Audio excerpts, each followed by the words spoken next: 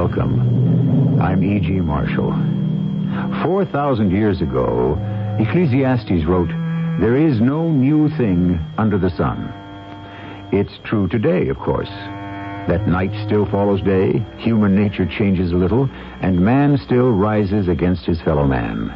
But tomorrow? Who knows? Let's just take a little peek into the future and see. Why don't you give me a divorce, Phyllis? I promise you'll never regret it. I don't think so, Gary.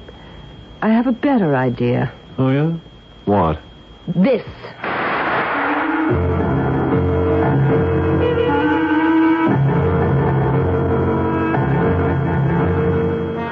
Our mystery drama, Stand In for Murder, was written especially for the Mystery Theater by Ian Martin and stars Paul Hecht and Terry Keane. I'll be back shortly with Act One. Premiering on CBS television. Meet Peter Cook as the butler. May you choke on a shamrock. She's a saucy career woman. I want you. We all want something we can't have. They're the two of us. Mix in a slightly salty daughter. You're a pompous, insufferable. Don't talk to your mother like that. Put them all together and watch out. Everything is under control. On The Two of Us, premiering Monday at 8:30, 7:30 Central and Mountain, right after the premiere of Private Benjamin on CBS television. Frustrating. That's what home and car repairs can be if you don't have the right tools. Hi, Pat Summerall to say the dependable Master Mechanic tools from True Value Hardware stores can help you get the job done right without the frustration. Now you can get the Master Mechanic 100-foot tape measure with smooth winding drum for just $7.79. And for heavy-duty cleaning in your workshop or home, try the Master Mechanic wet and dry vacuum for only $49.94. Get professional quality Master Mechanic tools exclusively at participating True Value Hardware stores and home centers. Hi, I'm Landon Saunders. This is Heartbeat. Little Bo Peep lost her sheep, but instead of being depressed, she decided to pull herself together. She realized it was her little oh helpless me way of thinking that made her so vulnerable to circumstances and negative criticism, that she was not only tearing herself down, but even turning people's compliments into downers by saying things like, "You can't mean me. You're just trying to make me feel good." So most of her friends began to conclude, well, if she doesn't like herself, why should I like her? After all, she knows herself better than anyone else. Bo Peep finally realized she needed to recognize her strengths and focus on them and not on her weaknesses. And this has given her a new sense of self-confidence. She likes herself. I'd like to send you a free copy of my booklet on feeling good about yourself. Just put the words "feeling good" on a postcard or in a letter and send it to Heartbeat, Hartford, Connecticut. This is free. This is Heartbeat.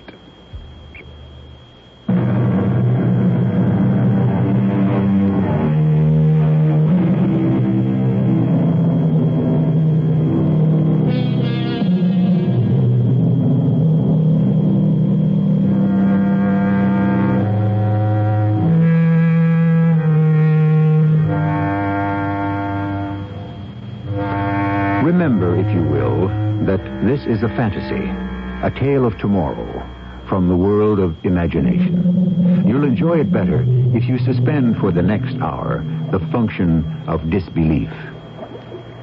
We are in the laboratory of Dr. Gary Hall as he and his most attractive colleague, Dr. Gene Thurston, work on a major experiment. The laboratory is situated some 500 yards from Dr. Hall's palatial home in the exclusive Sands Point district. The isolation protects both Dr. Hall's unusually secret research and the eagle eye of his wife from monitoring his private pursuits. About 4 more grams, Gene. Want it exact? At this point in the game, to the milligram. Your wish is my command. If only that were true.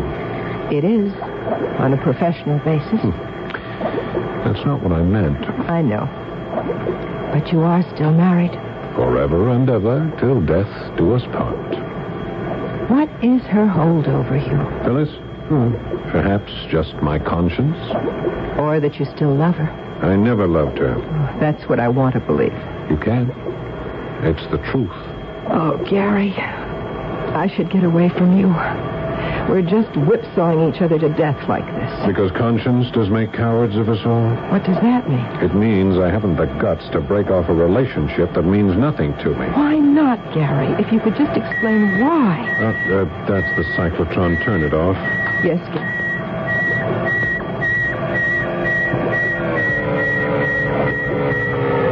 I've cut the power. This mysterious capsule of yours, does it really contain life? Artificially engendered? Parthenogenesis is a fact. Life can be created asexually. Lower forms of life, but not humans. Why not? We can reproduce by cloning, create another organism from one of its own cells. We have isolated DNA, the genes that create an individual. Amalgamate these factors, establish an environment where they can pattern themselves on nature, and you produce life. I could approach this problem on the basis of sheerly human cellular functions, but I want to move faster. Therefore, I use the whole range of electrical and physical research to bolster my attempt. Gary, honestly, do you really believe you can create a human being? Look, in a few minutes, when that machine has stopped its revolutions and we can open the capsule, I may have the answer. But till then... darn. What's the matter? Pavlovian reaction. The instant reflex whenever a bell rings, I know Big Sister is watching. Big Sister? My wife, you want to bet? Isn't it always? You'd better answer, Gary. Yes, of course, I'd better answer. Dr. Hall speaking. Are you quite sure? Oh, Phyllis, what do you want? Maybe just to know who I'm talking to. Is this really Dr. Hall, internist, endocrinologist, research fellow, and a welter of medical technical terms I don't understand? Or is this just fun-loving Gary, whose sexual appetites are never quite satisfied? I don't know what you're talking about, Phyllis, but really I wish... Look, you know exactly what I'm talking about. I want you to fire that so-called female doctor who is sharing your research lab these last 2 months and come on home. Phyllis, be reasonable. Dr. Thurston is invaluable to me. Get rid of her. I've had it. You'll march to my tune, or I'll bring our house of cards down around our ears. I could kill her. Why do you jump every time she pulls the string? No, I'm brainwashed. There's nothing else I can do. Why don't you get rid of her? You mean kill her? Oh, of course not, darling. I mean divorce her. Whatever she wants, you can afford it. I'm afraid I can't. You still love her. I hate her. It's something I can't explain to you. You wouldn't understand. Try me. Well, I hope it'll never come to that. Well, I'd better go. Oh, what's that? Oh, the diffusion pump. Want me to reset it? Yeah. Put it on low. I'll have to put everything on hold for tonight. I can stay as late as you want and monitor all the systems. Not with Phyllis on the warpath. What about tomorrow? Oh, push that rheostat to 7, will you? Be here at the usual time? Are you sure? What do you mean, am I sure? I would rather not get here unless I'm sure you're here to let me in. I wouldn't want to tangle with your wife again. When did that happen? Day before yesterday, when we closed up. I'd forgotten my handbag, and when I came back, the door was locked. While I was trying to get in, I ran into Phyllis. She didn't tell me. What happened? Nothing earth-shaking. Oh, when she discovered who I was, if looks could kill, I would simply have disintegrated. Doesn't she know about me? I told her that Dr. Rowland had left me and that a Dr. Gene Thurston had replaced him. Without mentioning that this Gene is female. Well, I thought it was not to make too much of it. Under the circumstances. Gary, we couldn't help falling in love. It's Phyllis who has to be convinced of that. Gary, I love you, but I'm not made for this. I don't want to sneak love. Now, what are we going to do? Look, let me handle Phyllis. How? I'm going to give her one last chance to be decent. Whatever happens after that, she has only herself to blame.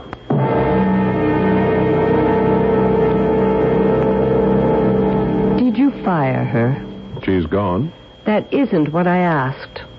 I want to know if you fired her. Oh, for Pete's sakes, Phyllis, I can't just fire an associate like that. I'm in the middle of the most demanding experiment of my life, and I need her assistance. I'll just bet you do. But you're not going to have it anymore, Gary.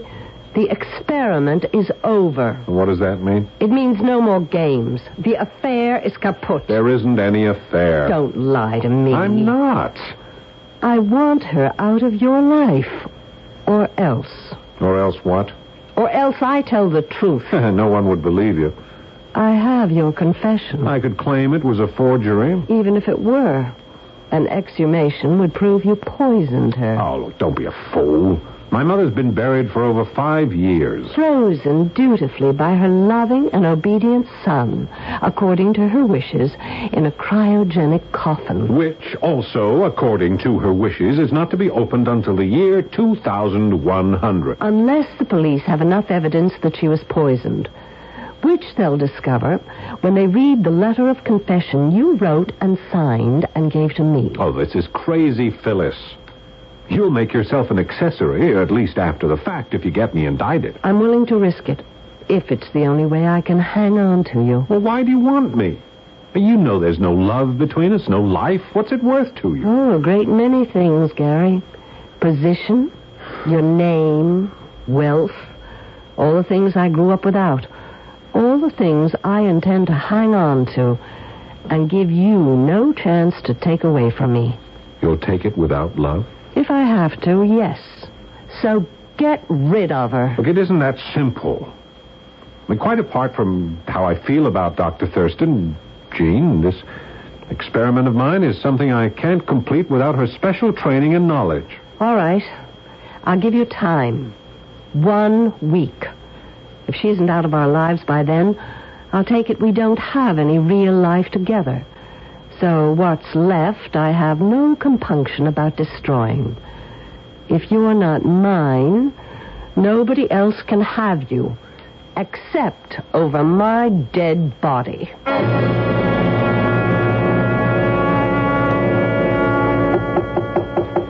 Who is it? It's Jean, Gary. Okay, just a minute.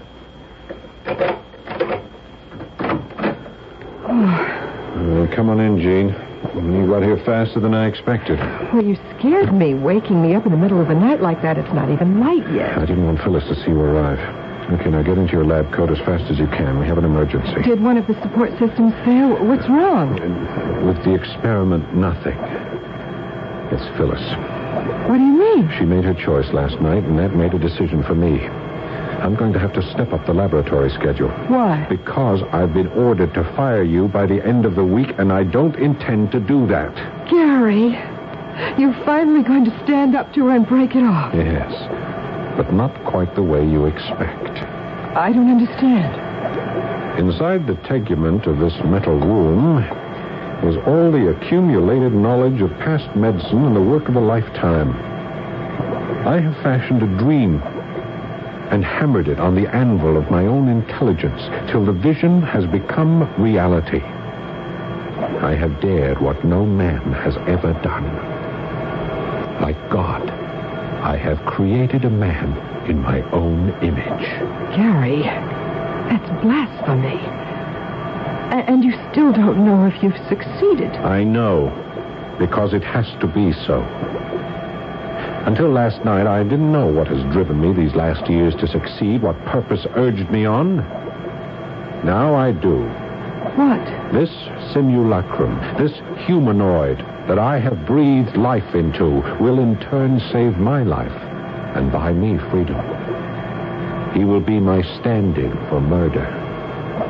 Gary, what are you talking about? Help me see my brainchild born, and you will understand.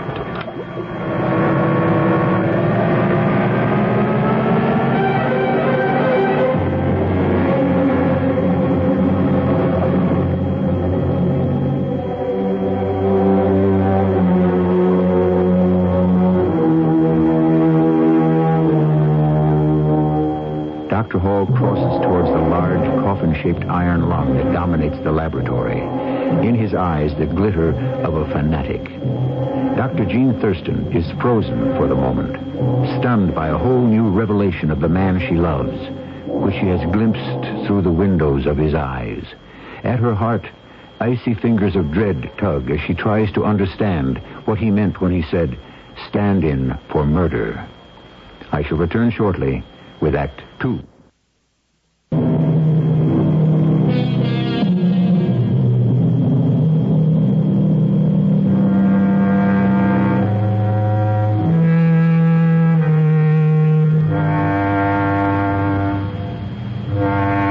The story of man is the search for perfection in all fields, good or evil, sacred or profane. Elusive as the goal is, nowhere is it more difficult to achieve than in the unforgivable act of killing another human being. There is no such thing as the perfect murder. Or is there? We're about to find out as we return to the strange research laboratory of Dr. Gary Hall. Gary, you're frightening me. What is all this about murder? Look, there's no time to talk about it now. You'll see for yourself shortly. Adjust the exhauster and the suction pump. I'm going to drain off the amniotic fluid. You're going to take him out of the capsule? That's right. But it's too early. Aren't you at least a week ahead of schedule? The extra time was just a precaution. I can't afford the luxury anymore. But... Come on, Jean. Don't argue with me. There's no exact moment for my changeling to be born. At best, that's always been an educated guess. I'm glad it's been made for me. Is the exhaust attached? Yes. Well, here goes. Is it draining freely? Yes. Good. Now get over to the control panel. As soon as we've emptied the chamber of fluid, we'll want to build up pressure inside to force the body out. Exactly like a birth, isn't it? And why not? A man is about to be created. A man? In my own image. Gary, aren't you afraid? Turn on the compressor. All right. All right. Help me bring the surgical table over. Where do you want it? Here, Doc. Line it up with the sphincter lock on the capsule. Once the air pressure builds up high enough, it will eject the body. How's that? All right, that's good. Now, stand by to ease him into position on the table. Will he be alive? Comatose. Catatonic. This is only the shell. The real man we have to build in what time we have left. Okay. That's it. I'm going to open the lock gate. Guide him. Come on, get his other arm. I haven't... Turn off the compressor. Right. Okay, you can shut down all the other systems, too. All right, I've got to. Wyatt, it's unbelievable. What did you expect? I didn't expect. I mean, It's a carbon copy of you. My simulacrum. Is that what you planned? He was cloned from one of my cells. It's not surprising. I still can't believe it. Why not? You've known ever since you came to work for me that we had a living organism inside the capsule? But not someone who was absolutely identical to you. As well as I know and love you, I couldn't tell you apart. That's what has become the whole object. What do you mean? When I kill Phyllis, I need a culprit. Here he is, our passport to freedom. Kill Phyllis? It's the only way we can have a life together. For me to be able to get away with murder. No, Gary, I can't stand for that. Well, you'll have to. Whether or not you want to share the future with me, I can't take it with Phyllis anymore. Then divorce her, leave her. There are other ways. No. You see, the unfortunate fact is that in order to create life, I have already taken one. Whose? My mother. She had all the money. It was in her hands. I needed it for my research, but she wouldn't let me have it. She treated me like a child with a ridiculous and impossible dream. She was pre-senile, and she needed a nurse to take care of her. Although physically she could conceivably have lived another 20 years. And in order to dispose of her, I needed her nurse's help. And the nurse was Phyllis? Yes. Yes, and she exacted a price for her cooperation. At the time, nothing mattered but the achievement I could see ahead of me. She was the one who administered the poison, but I provided it. And at her insistence, I signed a full confession that I was the murderer. And married her. There was no love between us. Oh, I don't think that's true. Oh, what do you mean? There must have been on her side. Why? She was marrying everything she'd ever desired. Wealth, social position, my family's name. And you. She must have loved you. Still loves you. Why do you say that?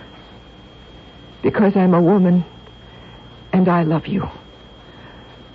I suppose I can't help myself any more than she could. Oh, let's not talk any more about Phyllis. There was no love there. There has been no love in my life till I met you. And the only way we can hold on to what we have is through murder? Gary, this is wrong. This is terribly wrong. In the end, it will be just as terribly right. But we are forgetting our function as doctors. We've got to take care of our patient. He's not breathing. We'd better get him back in the lung. He doesn't need artificial supports anymore. Feel his pulse. It's steady. Strong. Mm-hmm.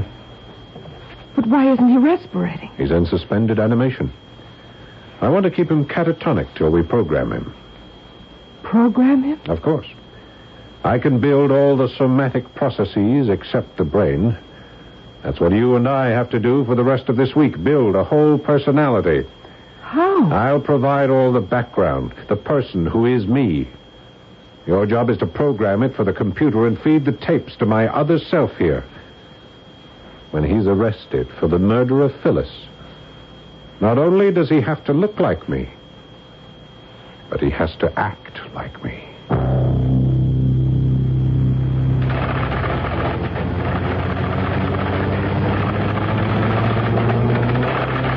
My name is Gary Miles Hall. I was born February the 4th, 1938.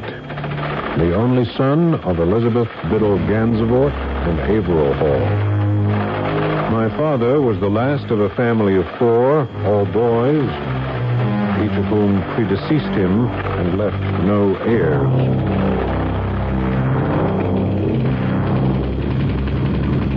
Vital statistics. Height 5'11", weight 183. Hair dark brown, eyes brown. Distinguishing marks, none. Intelligence quotient 164. Shirt size 16 neck, 33 sleeve. Suit 42 regular. He's been fed all the data? Everything. History, vital statistics, emotional profile, a full chronology. Good. And we're ready to take the final step. Get me those microwave terminals while I take off the radio headset. He won't need that anymore. Might as well get him used to the live human voice. Here are the terminals. Want some lubricant? Yes, I don't want to burn him. I wonder, will he be able to laugh, to be sad, to love? Could he reproduce? Yeah, it's a pity, since I put all the best of me in him and none of the worst that he won't ever have a chance to find out. But let's wake him up and see how well he's learned his other lessons.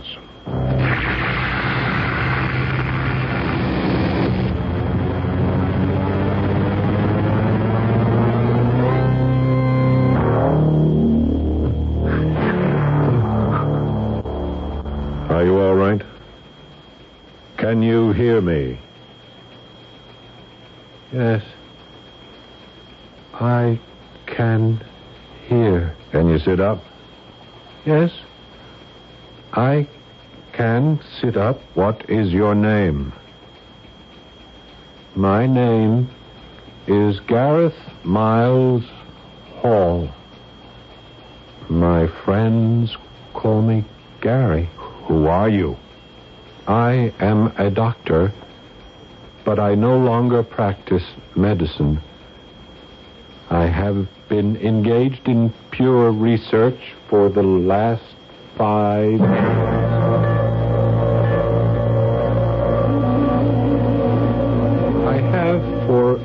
time been very unhappy with my wife. Matters have recently come to a head because I am in love with my colleague and associate, Dr. Jean Thurston. But my wife refuses to give me a divorce so that I can marry her. Yes, and what? Go on.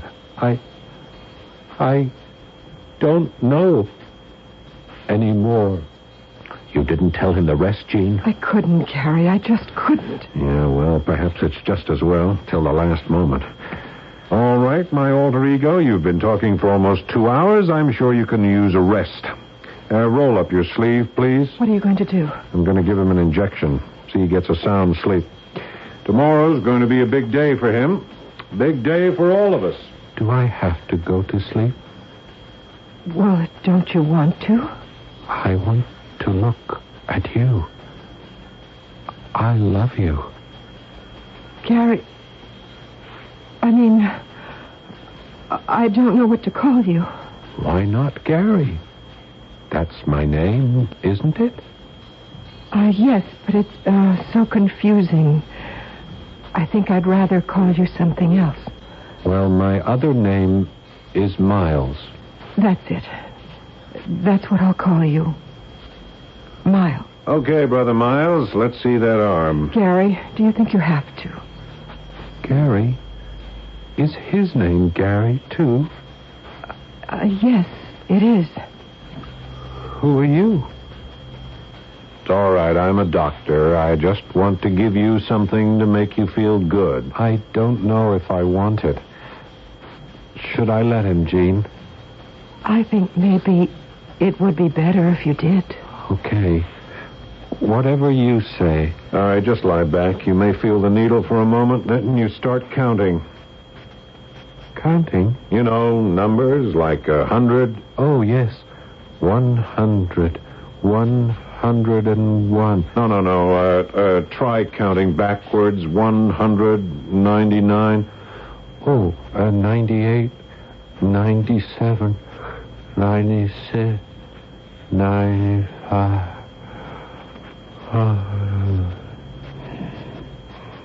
Good. He's out. Well, we'll keep him under wraps till tomorrow when he's needed. Tomorrow? You're planning to kill Phyllis tomorrow? Yep. It might be wiser to kill my alter ego, too. Suicide pact. Gary, you can't go through with this. I got to go through with it. I've spent the whole week setting it up. I have 2 suitcases full of cash ready to go in your car trunk. Enough for us to live like royalty the rest of our lives. And we leave in your car right after the deed. I have tickets for Mexico. We pick up new passports and identities there. We travel for a year. I'll grow a beard. Nobody will follow us or check on us. It's the perfect murder. Murder is plural now. My simulacrum. He's not a man. He's a machine. I don't see how you could even contemplate it. It's like murdering your own child. That's nonsense. I can always build another one. Gene, I want my freedom. And I mean to have it, no matter what the cost. Nothing, no one is going to stand in my way. Now, don't force me to make you a victim, too.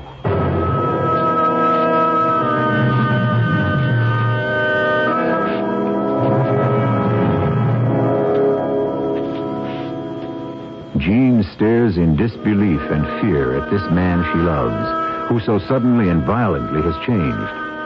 It is as if he had given all the best of himself to the gentle humanoid he created, keeping only the dark, destructive forces for himself. She is trapped now into being part of a crime she abhors, but from which she sees no hope of escape. There seems to be no way to stop it without causing her own death. I shall be back shortly with Act 3.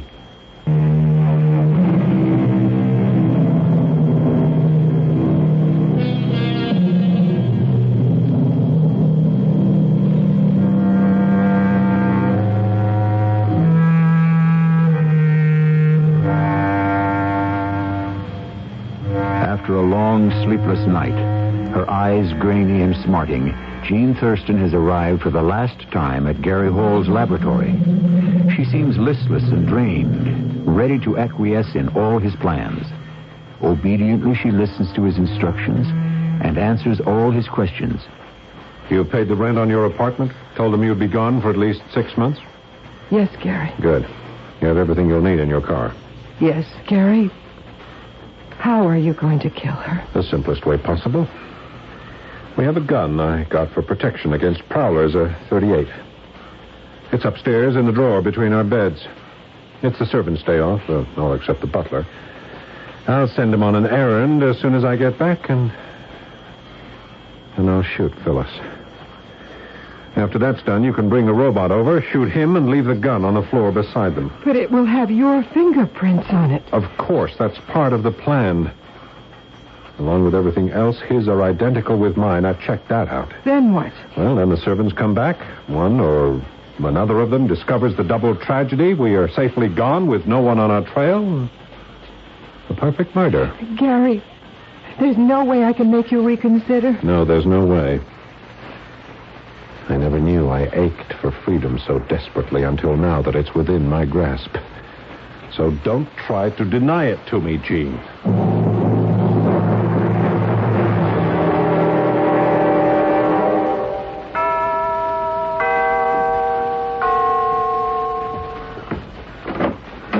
Yes? I'm Dr. Thurston, Dr. Hall's assistant. Oh, yes, madam. I mean, doctor. I recognize you now. May I come in? Dr. Hall is not here. Yes, I know. It's his wife I want to see. Oh, well, then. Won't you step in? Thank you. There's a small reception room on the right. If you would wait in there, I'll see if Mrs. Hall is up. It's still quite early, and... It's all right, Grover. I'll handle this. Oh, yes, madam. You may leave. Yes, Mrs. Hall. What do you want? I've got to talk to you. There's nothing to be said between us. Oh, yes, there is. And it should be said privately. Can we go into the room the butler was showing me into? Look, I'm out of my mind to give you even the time of day. But come on. Let's hear what you have to say.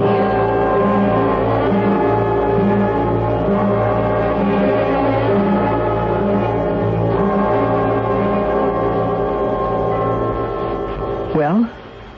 Do you seriously expect me to believe all this nonsense about my husband planning to murder me? Why? Because you won't give him his freedom to marry me. And you're here to tell me that if I don't make that possible, he's ready to kill me? Yes. Why did you come and tell me all this? Because I don't want to be party to murder. Even one we could get away with. I don't want the man I love to be party to it. Because I know it would hang around our necks for the rest of our lives. So you're the angel of light, all shining virtue. Well, I don't believe a word of it. All right, I'll prove it to you. How? Do you know where Gary is now? Well, as a matter of fact, I do. He just called me from the bank. You're sure he was there? Of course. Mr. Wilson, the vice president, was sitting right next to him. That's all I need to know. Let's go to the laboratory right this moment. And let me show you something.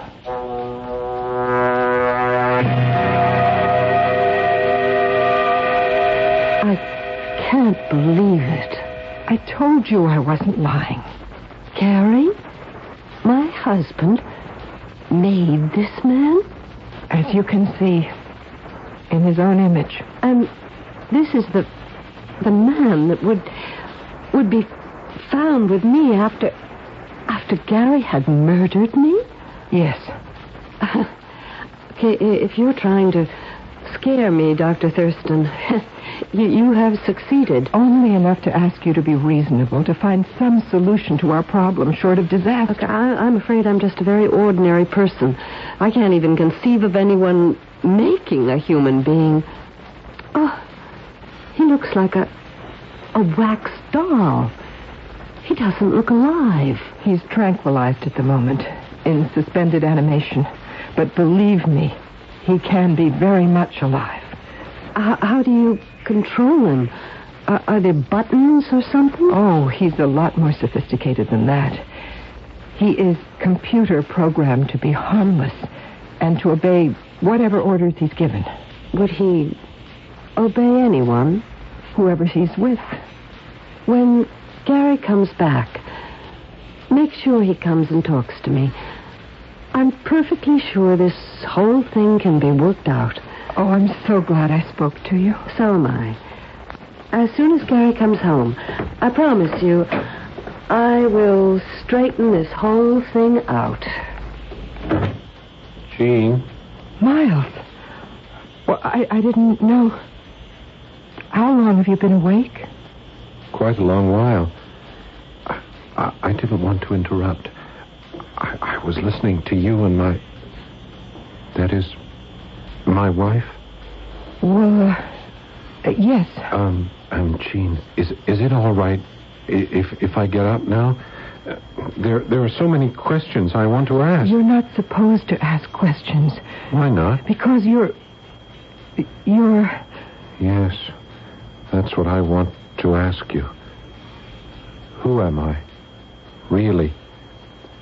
I say I'm Gareth Miles Hall, but I feel something wrong, and I heard you tell her about the other one that you call Gary, who sounds like me, but how can he be the same person? Well, didn't you hear me tell Phyllis how you came to be? Yes. But how could I be the same as Gary? How can there be two of us? How could anyone think we are the same one? Miles, have you ever seen yourself in a mirror? A mirror? What is that? A piece of glass that shows you just how you look.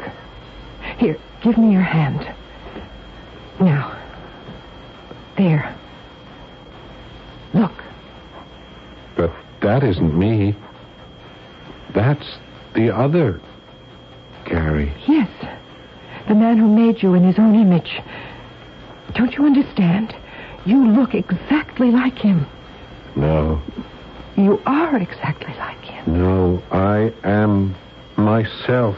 I want to be myself. Gee, I love you. I trust you. Please, explain it to me so I can understand.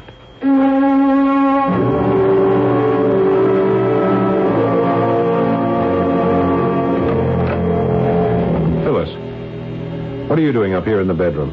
Waiting for you, Gary. Why? I see most of your favorite clothes are missing from the closet in the bureau. I thought perhaps you were planning to go somewhere. Well, as a matter of fact, I am. So I thought I ought to wish you goodbye. Exactly what I planned to wish you. If you're looking for the gun, I have it, Gary, in my hot little hand. Now, look, you be careful. That thing is loaded. Oh, I know it. I made sure of it, just as you did. What do you mean? Your doctor associate came to see me and laid out your whole miserable fantasy. I even saw the robot who was to be your stand-in for the murder. I don't know what you're talking about. Don't be a fool. Jean blew the whistle on you. Well, why would she do that? She gave me a lot of sentimental guff about how she didn't think you could live with yourself if she stooped to murder. She thought she could scare me into just stepping aside and leaving you free to walk out on me. Well, why don't you, Phyllis? I mean, give me that letter to destroy and a divorce, and I promise you'll never regret it. I don't think so. I have a better idea. Oh, yeah? What? This.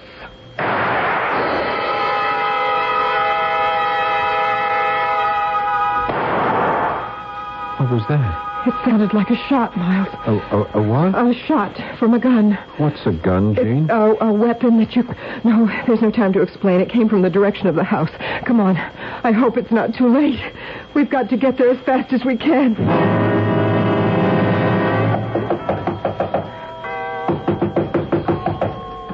Phyllis. Oh, Phyllis, are you all right? Certainly I'm all right, Doctor. Won't you and my husband come in? Husband? Where's Gary?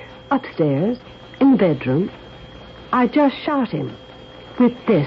Oh, good Lord. I've got to go to him. It won't do any good. He's quite dead.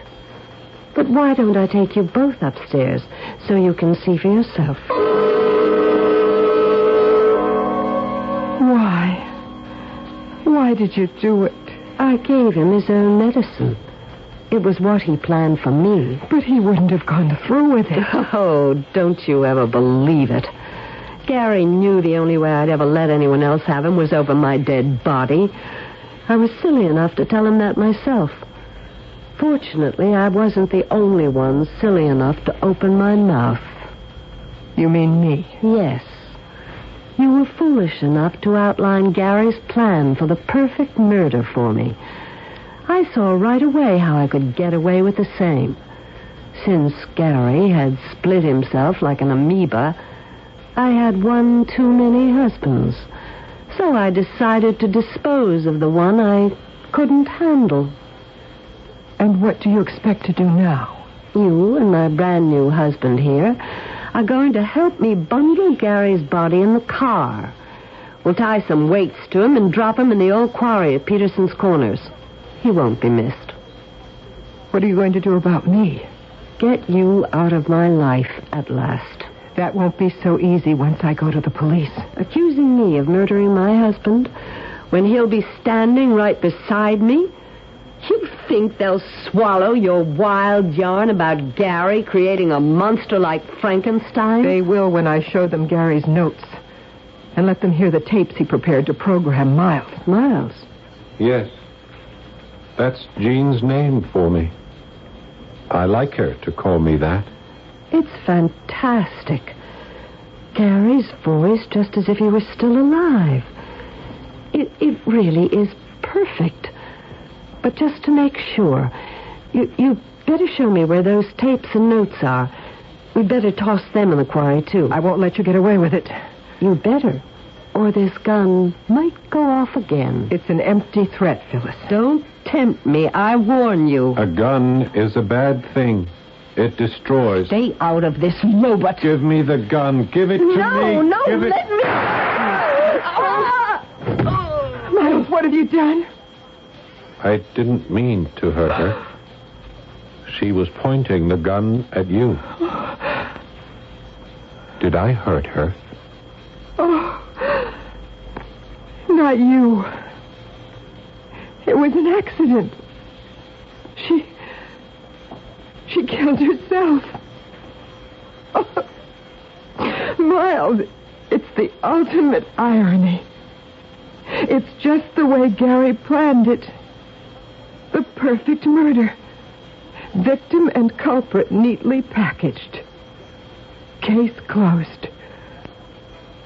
Only instead of setting himself free, it's you he gave the freedom to. I don't understand. Oh, of course you don't. So many things you don't. Yet. It's going to take my lifetime to open up the world for you. Teach me to be all the things you want me to be? I won't have to. He said that he'd put all the best of himself into you. And that was the man I loved. I think I'll start calling you Gary. If you wish. Yes. Because then it will be as if he never really died.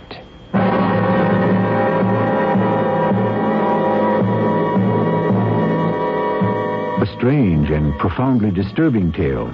As I said in the beginning, however, a fantasy, a dream, a stolen look beyond the curtain of the future when the impossible is no longer improbable, and even the improbable could turn out to be true. I'll return shortly.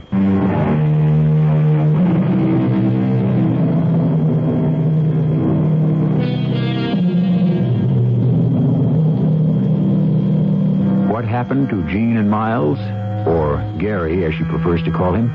Well, they drove off in the car with the money in the trunk and the travel tickets, and no one to follow or care where they went.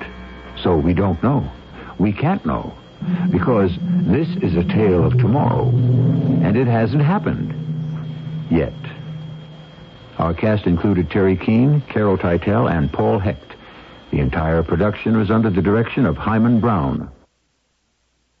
This is E.G. Marshall inviting you to return to our Mystery Theater for another adventure in the macabre. Until next time, pleasant dreams.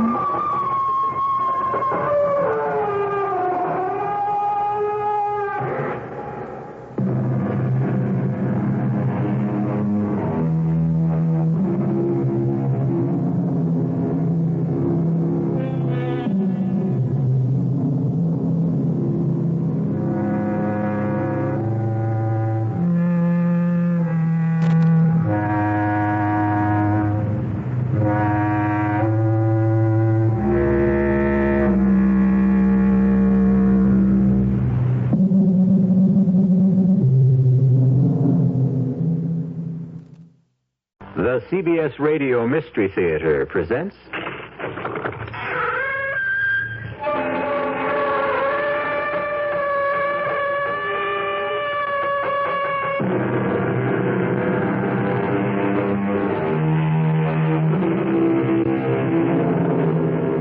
Come in. Welcome. I'm E.G. Marshall. I don't know if you've ever stopped to think about it, but of all the creatures in the animal kingdom, only man, and man alone, will murder his mate simply because she no longer pleases him. True, certain of our friends in fur, fin, or feather will indulge in desertion or even divorce. But murder? For that, you must have the highest degree of culture and civilization. For that, you have to be human. I must know what I can do, Doctor, to keep myself from killing my wife. Why do you want to kill her? I don't want to kill her. Well, then, what makes you think you're going to? I've been told I'm going to do it. By whom? I've been told unmistakably and in no uncertain terms. And that's what scares me. But who told you? Pluto. Who's Pluto? A cat. A cat told you? Yes. My wife's cat.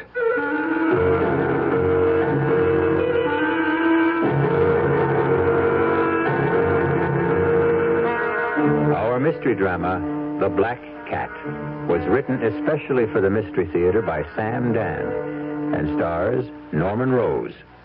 It is sponsored in part by Anheuser-Busch Incorporated, brewers of Budweiser, and by the Kellogg Company, makers of Kellogg's Special K cereal. I'll be back shortly with Act One. Can you really tell the future by reading my palm, Madame Xanadu? Have faith, and let me have your left hand. Ah, yes, I see very clearly. What do you see, Madame Xanadu? Tell me what you see. You will meet a tall, good-looking man. I will? Yes, a tall, good-looking man who will make you very happy. Oh. He is from the Internal Revenue Service. The Internal Revenue Service? Yes, and he has many, many free publications for you, ranging from business expenses and child care to sick pay and retirement income. One of those publications may solve your tax problem and make you very happy. Oh, for heaven's sake. Here, what do you see in my other palm? It says here you can get any of those free publications at your IRS district office. You know, when tax time rolls around, I need help. And that's why I was really glad to hear about CIT's income tax service. It's beautiful. For just a $5 minimum charge, they take care of all the headaches connected with taxes. CIT's tax service is fast, computerized, and accurate, and they'll figure out your biggest tax savings under the law. Not only that, if you need cash, you can check out a CIT Unilone at the same time. CIT's income tax service. Why not go see them today? 'Cause whenever you need money, come in or telephone. Ask the man at CIT for a Unilone. CIT makes money happen. Takes care of your taxes, too.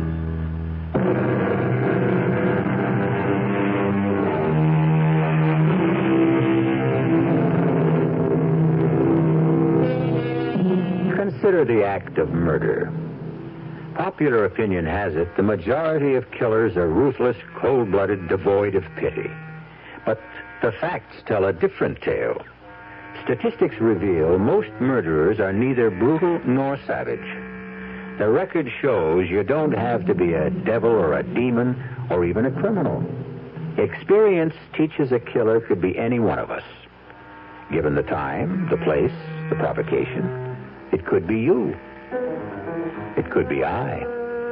And it could even be Philip Sterling. Sylvia says you want to see me, Mr. Fenris. That's right, Phil. Well? I have a simple statement to make. A brief 13-word announcement. I had no idea you measured out your words. They should add up to 13.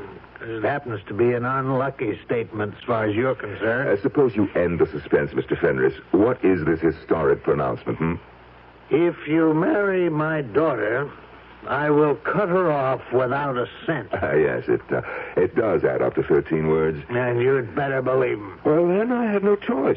I'll break the engagement. I certainly can't marry Sylvia if she has no money.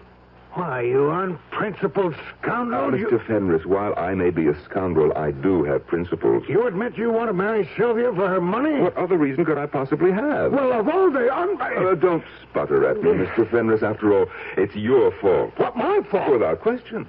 Had you been a better father, more loving, more attentive, you would have raised a more attractive daughter. Well, I'll have you thrown out of here. Consider Sylvia calmly, objectively. She's immature. She's naive. She's hopelessly romantic. She's careless. That's my word. Others would say sloppy about her weight, about her appearance. It's your fault. Your fault, all of it. I'll have you know I gave my daughter everything. You gave her only what money could buy. And in addition to everything else, she has that damned black cat, that Pluto, and she pretends she can talk with it. But she's kind. She's gentle. Of course. Otherwise, she'd be unbearable. Why am I even discussing this? Get out of here. Face the facts. You're 75 years old. 70. How much longer can you live? 10, 15 years? With Sylvia, she'll still be under 40. And the money, all of it hers, to squander as she sees fit. And you know she'll be the natural target of every sharp-shooting fortune hunter. I told you to get out. You say that one more time, and I will. Oh, be practical, Mr. Fenris. I'm the best hope you've got. Because all I want to do with her money, your money, is enjoy it. I'm not burning to build empires. I only want to live comfortably. And on your money, I can. And, I even happen to like Sylvia. Just enough to put up with her. I think you must be the devil himself. Well, better the devil you know than the devil you might get. Oh, it's ironic, isn't it? 2 minutes ago, you were scared stiff I'd marry Sylvia. Now you're absolutely petrified I won't. Daddy? Oh, please. Pluto and I simply couldn't wait any longer. Daddy, you do approve of Phil. You do, don't you? Sylvia, I have a 4-word statement to make. Bless you, my children.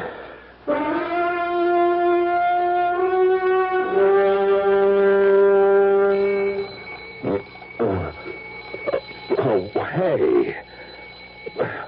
Who set that thing? Good morning, Phil, darling. I did. You did? What for? We have to be up and about. Oh, at 5:45 in the morning? Well, I intend to make your breakfast. I never ate breakfast. Well, you should. You should. Gets the day off to a glorious start. Well, it's not as if I'll be swinging a pick and shovel. Well, maybe you should. Oh, Pluto's up. Would you get out of bed, Phil, darling, and let him in? Yes, dear.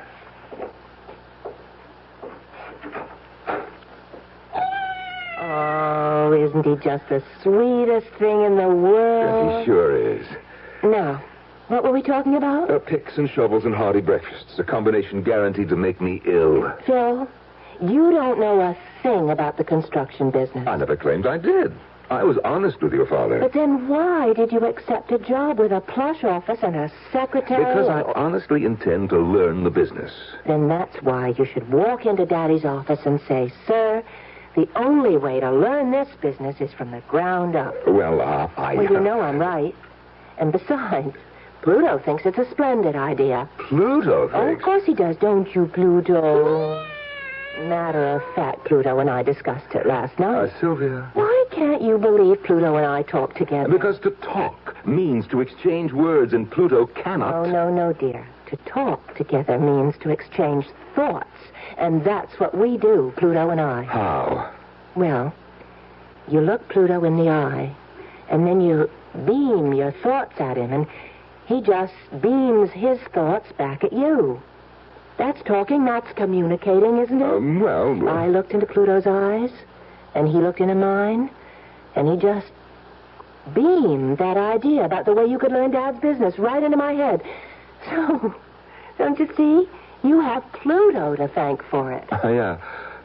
Thanks, Pluto.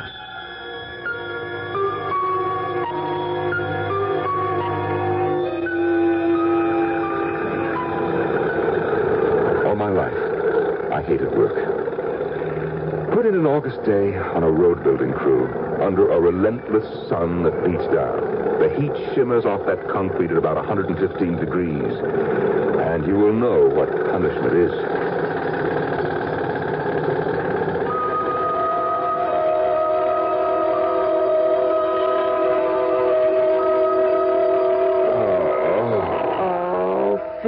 Darling, where does it hurt? Everywhere. Well, a little gentle massage will ease those aches. No, nothing. Nothing will ever relieve these pains. Pluto says you'll get used to it. Yeah, well, you just tell Pluto for me that I will never get used to it. You will. Let Pluto tell you himself. Will you tell him, Pluto, dear? Oh, come on, Sylvia. You say that you won't get used to that kind of work. You just beam that thought into Pluto's eyes. Sylvia, my back hurts. I'm in no mood for... I will give you inspiration and courage. You just look into Pluto's eyes. Come on, Pluto. Yep, up on the bed, jump. That's it. Now, look into Phil's eyes. Don't you feel Pluto's thoughts coming into your mind?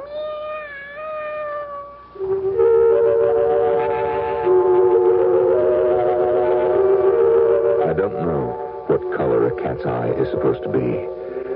But suddenly I was staring into a kaleidoscope of brilliant hues. Flaming reds, freezing greens, burning yellows, icy blues, all of them shifting, twisting, trying to form into shapes. And there was this terribly taut feeling of tension, as if the entire kaleidoscope were trying to dissolve into a scene. And finally, the way a bubble bursts, all the colors blended into that one icy blue. That icy blue became two of the coldest, frostiest eyes I'd ever seen in my life. The eyes of a sharp-faced man in a black robe, and he was talking to me. Philip Frederick Sterling, have you anything to say before the sentence of this court is passed upon you? I didn't do it. I swear I didn't. I couldn't kill anyone. I'm not made that way. You must believe me. I'm not a killer. You shall be in prison at the state penitentiary. No, you can't do it. I'm innocent. Until the 3rd day of April. No, at no, this time no. shall be...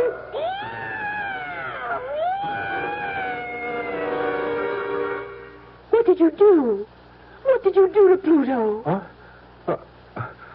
I didn't do anything to Pluto. He saw something in your eyes. Oh, what could he have seen? The future. The future? Yes. He saw the future, and it frightened him. Oh, he's terrified. And so are you. Me? What are you talking about? I'm not... Why are you shaking all over? Who's... You are. Phil. What did you see in Pluto's eyes? Nothing. But Phil... I said I saw nothing.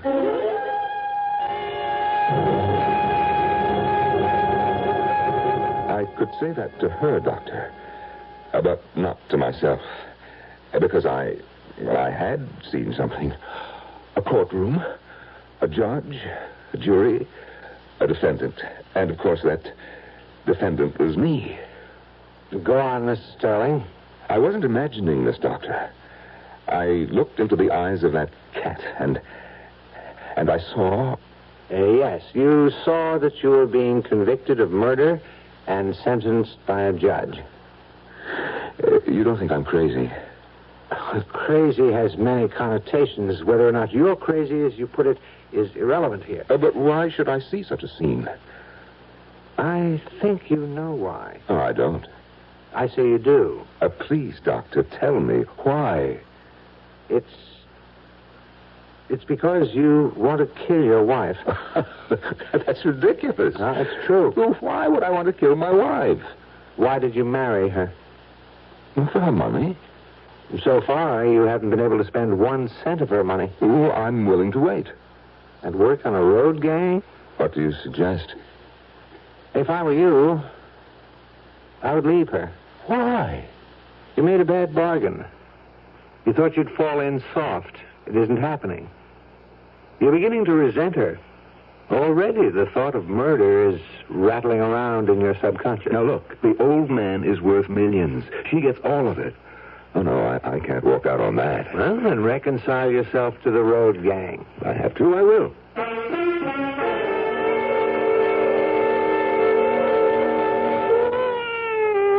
Oh, darling, reach down and pat Pluto's head. Ah. He's forgiven you. For what? For scaring him the other day. Oh, poor Pluto. Come here, boy. Now you see how he likes you? Well, I like him, too. We're pals, aren't we, Pluto? Well, do you think you could talk to each other again? Oh, sure. How are things, Pluto, baby? No, I mean really talk. Look into his eyes. Oh, that. Look into them, Phil. Maybe Pluto has something to tell you. Well, okay. Talk to Phil, Pluto. Talk to him.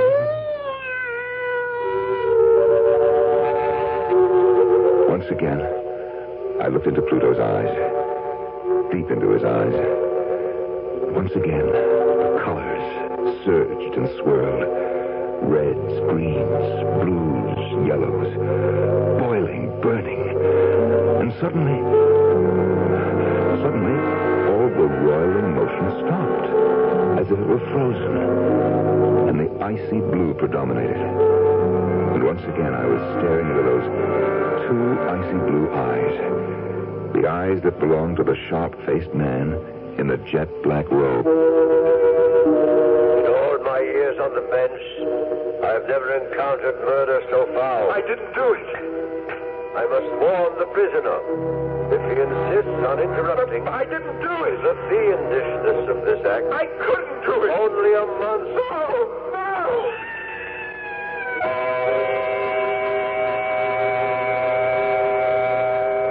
As the poet said, I am the master of my fate. I am the captain of my soul. He might have added, I am the ruler of my mind. It's an interesting project Phil Sterling has set up for himself. Talk out the bad, talk in the good. Drive murder out of his brain and coax love into his heart. If such a thing can be done, it will happen when I return shortly with Act 2.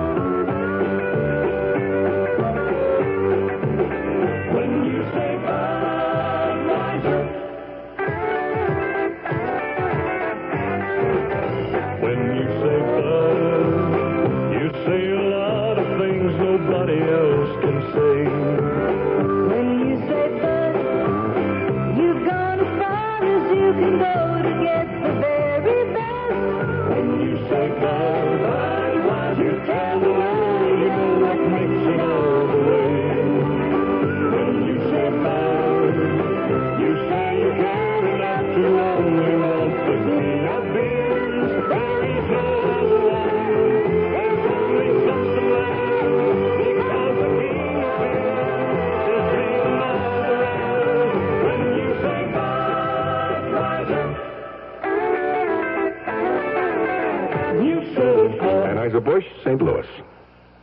Occasional acid indigestion and heartburn can be more than just acid alone. Often there's trapped gas, too. That's what we call gassed indigestion.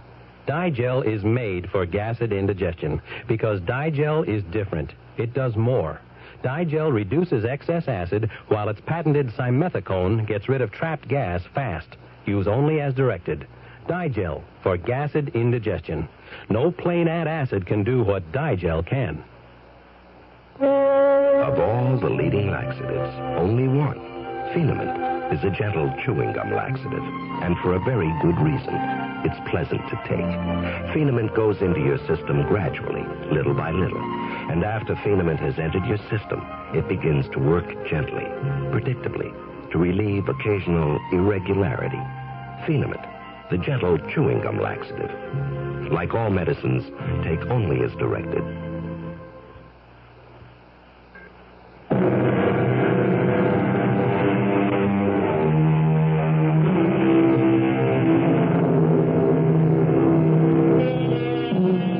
If, as they say, you can see the entire universe in a single drop of water, why is it unreasonable to suppose that Philip Sterling can see the future in the eyes of a cat? Phil is not only convinced he can see his future, he is also certain he can change it. For the better, naturally. Sylvia, call Pluto in here. Oh, darling, he's very frightened. Call him in. Well, I'm not sure that I should. I need him. You what? Sylvia, you're the one who insisted on having the word obey in the marriage ceremony. Call Pluto in here. Pluto. Pluto. It's all right, baby. Yes. Here, Pluto. Up on Phil's lap. That's it. Yes. I want to look into his eyes. Oh, I don't think it's wise. Well, I have my reasons. All right. Pluto, Phil wants to talk to you. Pluto, talk to Phil. Once again, I looked into Pluto's eyes, and I saw nothing. Absolutely nothing at all.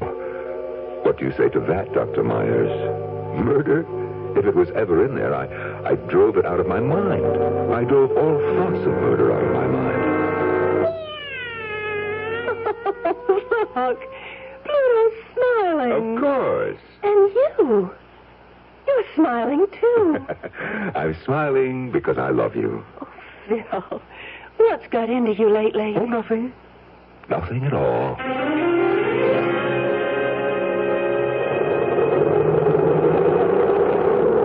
Keep to your left. Keep to your left. Come on, there's plenty of room. Come on, keep moving. Oh, my God, it can't be, but it is. Gwen, look. It's Phil. Phil, baby, is this for real? Phil, darling. Oh, wait till the gang hears about this. Oh, hi, Gwenny. Bruce. Phil, darling, I never knew you had such muscle. What happened, Phil? Did your father-in-law lose all his money? Look, you're holding up traffic. Is this what marriage has to I'll explain it some other time. Get moving. Get moving, or I'll catch it from my foreman.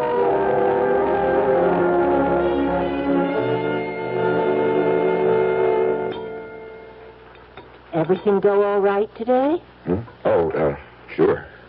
You haven't said a word all during dinner. Well, I'm just tired. Well, I know you're not used to hard work, but you'll see. You'll find it so rewarding. Oh, sure. I have a surprise for you.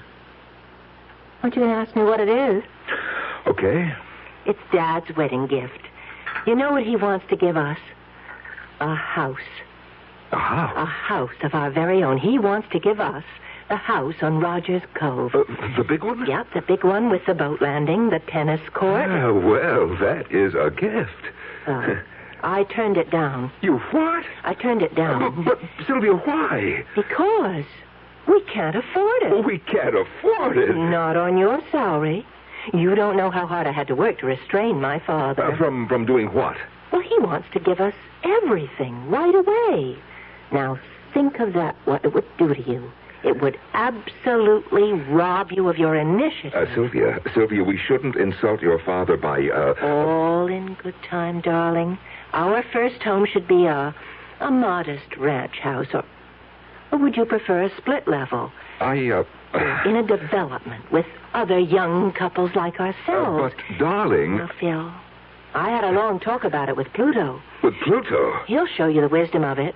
Pluto, go to Phil. No, wait a minute. Wait a minute, Sylvia. Sylvia, I must tell you, I love you. Of course you do. I love you. My only desire is to protect you, to keep you from harm. Now, Pluto. Phil wants to talk with you.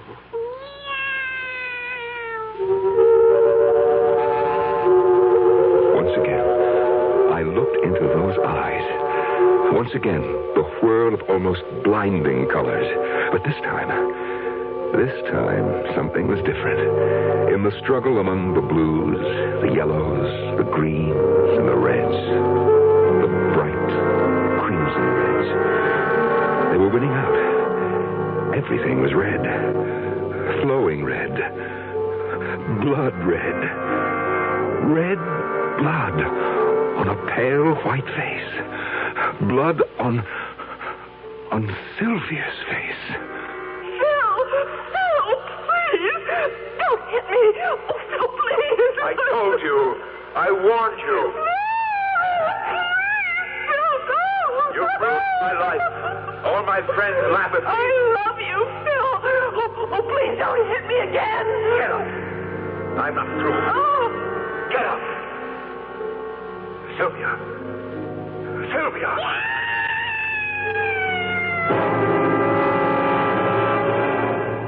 Phil, honestly, you have the most violent conversations with Pluto.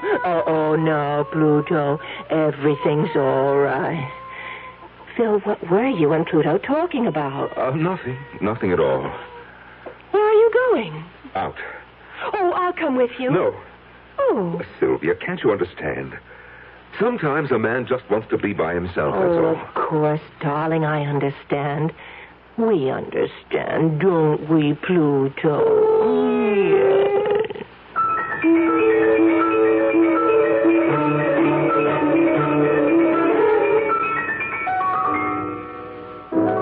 You want to go back to the party?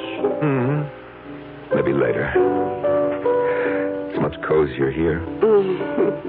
I must say, absence does make the heart grow fonder. Oh, I missed you, Gwenny. Oh, Phil, how do you stand it? Oh, I have fantastic powers of endurance. That is, I hope I do. You know, what with her talking to that cat and everything else, maybe you can get her committed to, an asylum. After all, she is crazy. Oh, no. Only poor people are crazy. Rich people are eccentric. Phil, I'm worried about you. Sure, don't be. I will be fabulously wealthy one day. Is that all there is to it? That's all there ever was for me. I don't like what it's doing to you. Oh, come on, Gwen. What's it doing to me? Well, you're not the same. You were always so happy-go-lucky. Well, that might have been just a pose. No, there's something new inside of you. Really? What? Kind of violence. Violence? I'm allergic to violence. You think so? You know what I always say. I'm a lover, not a fighter. Violence? Why, I can't even... Don't protest so much, Phil. It shows. How? When we ran into you on the road, Bruce and I, we started to kid you. You turned livid. I don't remember. You were trembling with rage. That's your imagination. You tried to hide it. Well, maybe you're right. There are times when I could just... When you could just what? Kill her. You know, it scares me. I never felt that way before. About anybody. If I stay with her, I know that I'll kill her. And then... Then, what good is the money?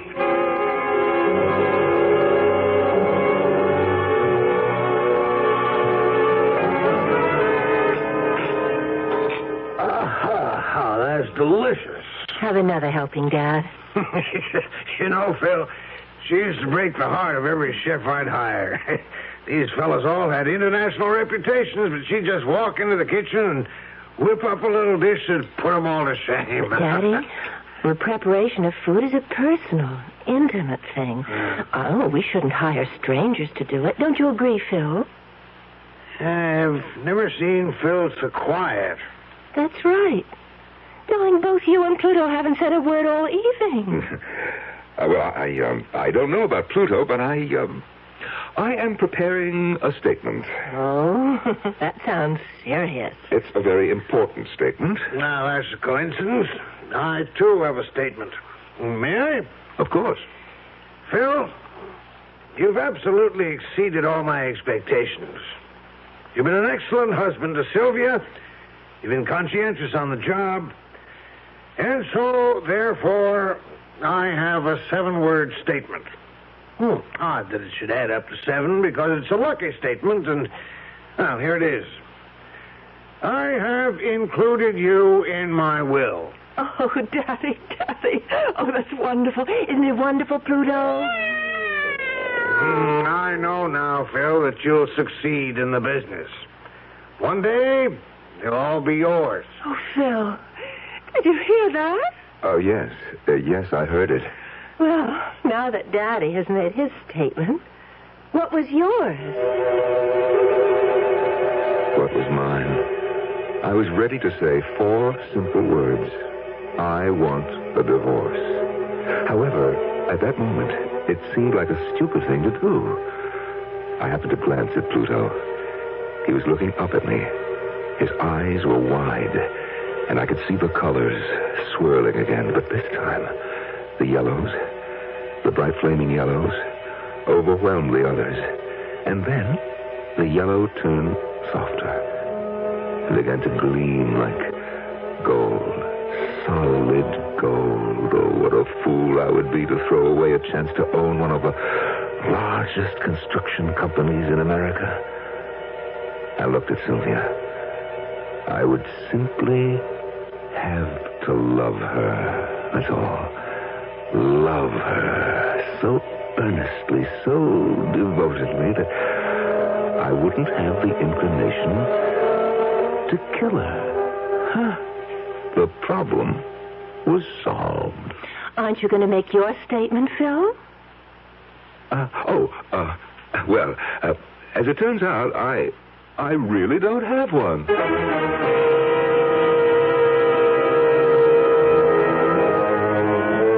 You're playing a dangerous game. All your instincts tell you to get out. But suddenly, the stakes are raised to dizzying heights. What do you do?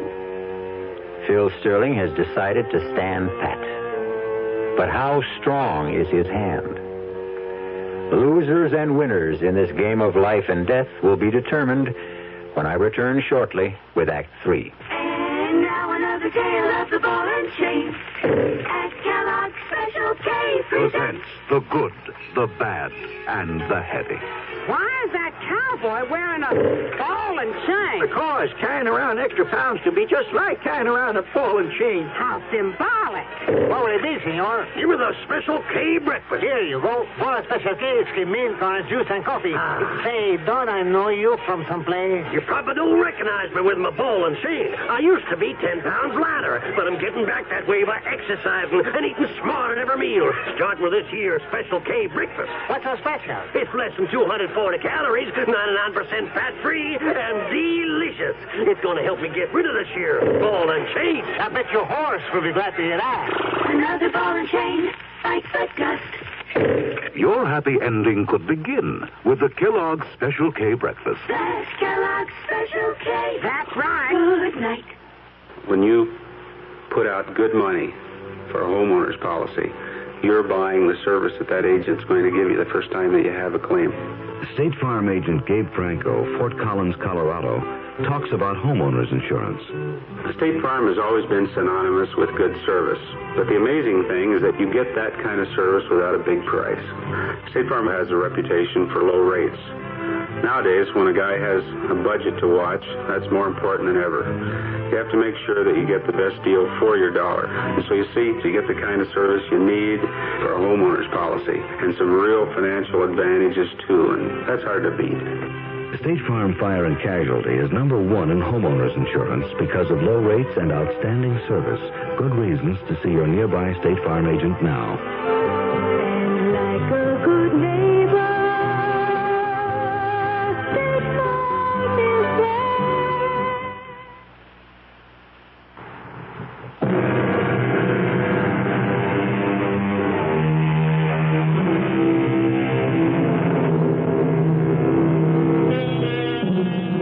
should love be a random, subjective thing, completely beyond our conscious control? Why can't we say, she is the logical person for me to love?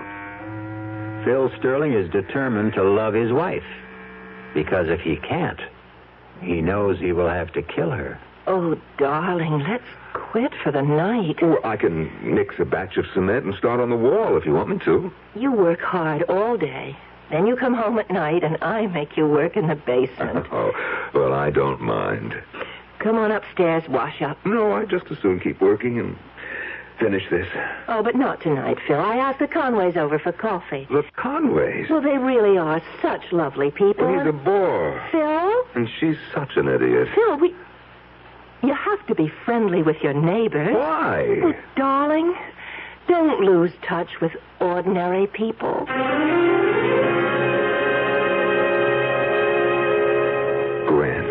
Gwen, I don't know what I'd do without you. Well, that's what friends are for. I just have nobody else to talk to. On the job, at home, the neighbors. I think I'm about ready to flip. Well, Phil, you could always leave. I can't. You know, you hear people say, I wouldn't do this or that for $1 million. But it's academic. Nobody ever offered them the million. With me. Gwen, with me, the money is there. It's not quite fair. It's mine. I just have to wait it out. I am in the will. I am in it for 50%. Gwen, you know how much that is? Mm-hmm. Besides, he's very old. How much longer can he live? Oh, Phil, you always were a genius when it came to figuring things. I wish I knew how to figure this. Well, you know you can't stay, and you don't have the nerve to leave. That isn't true. Been getting any readings from Pluto lately? Cut it out, Gwen. I bet you're afraid to look.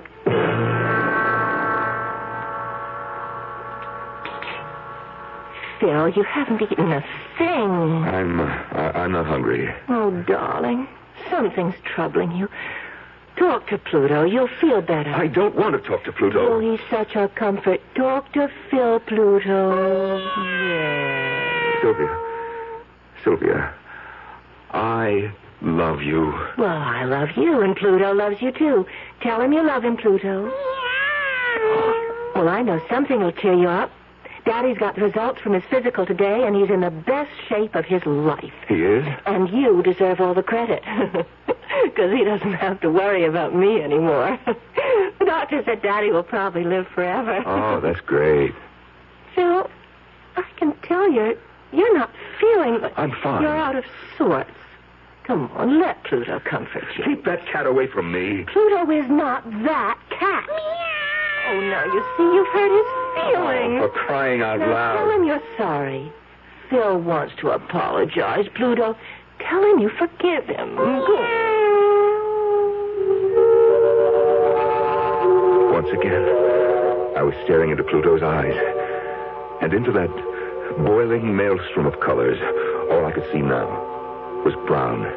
And it was the brown of the cement in the basement. And on this brown cement was a sharp and pointed mason's trowel. And suddenly, the trowel was in my hand. No, you'll kill Pluto! That's right. Get out of my way! Oh, no! He's driving me crazy. I have to kill him.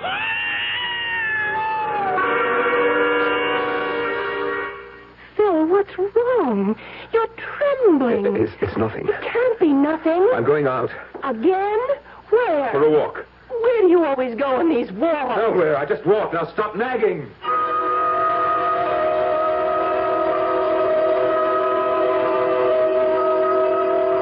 I don't know what I would do without you, Gwen.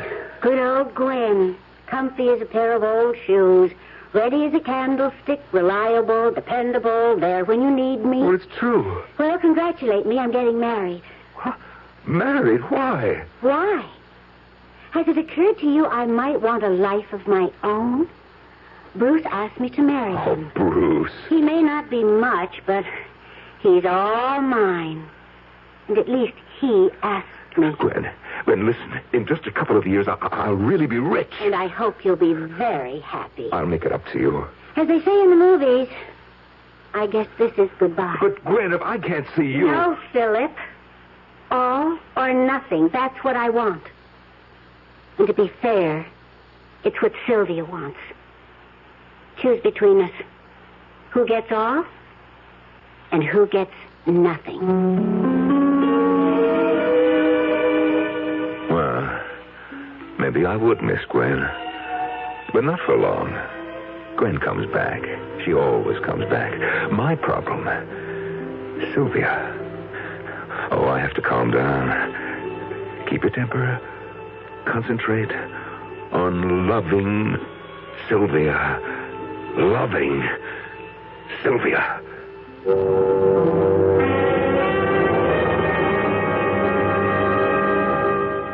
Phil. Yes, dear. Pluto and I have a question to ask you. Oh, what is it? Who is Gwen? What did you say? I think you heard me. He heard me, didn't he, Pluto? Meow. Who is Gwen? Well, Gwen is a girl I used to know. When did you last see her? Now, look, what is I'd this? like an answer. Sylvia, who told you about Gwen? Who do you think? Pluto. What does Pluto know? Everything. You're in love with her, aren't you? No. Don't lie to me. I am telling you the truth. You can lie to me, but you can't lie to Pluto. Sylvia, now listen to me. I am telling you the truth. I love you. Oh, tell that to Pluto. I dare you to tell that to Pluto. Pluto, that mangy cat. Hey, where are you going? Home. You're home now. No, I'm going home to my father. I never want to see you again. That damn cat, I'll kill him. No, please, don't. Run, Pluto. Run. Oh, that stupid cat. Look, he ran down to the basement, Sylvia. He can't get away now. I've got you cornered, you stupid cat. Dodge him. Pluto, dodge him. You can't get away. You won't get away. Phil, you're mad. Put down that trowel. Stand still. Stand still, you stupid beast. You've got nowhere to go. Here, Pluto. Here, come to me. Come, I'll protect you. Sylvia, let go of that cat. You give me Pluto. No. I won't have any peace. I won't have any sanity until I kill him. No, Phil, no. Let go of him. No.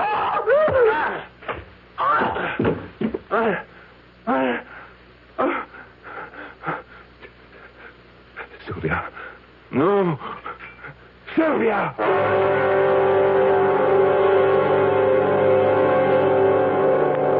They were both dead. I had killed them. Both. My temper had gotten the best of me. Yes. I had to think fast. Think. First, I built a wall of cinder blocks and cement. I had everything there to do it. And then I placed her and Pluto behind it. And finally, I painted the wall and the entire basement. So there were no signs of fresh construction. I washed away every blood stain from the floor, and from my hands, from my clothes. The place was absolutely spotless. And then I assumed a new role, and I played it to perfection. The worried husband.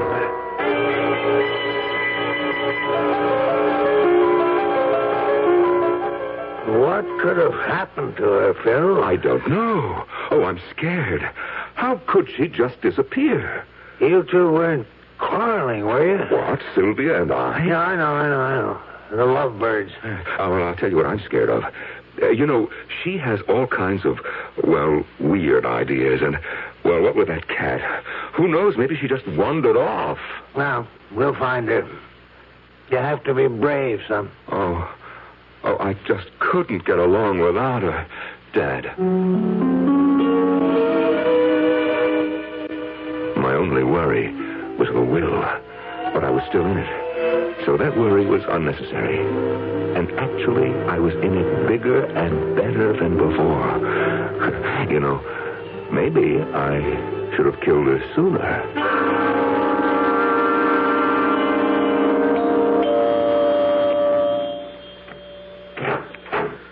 Yes?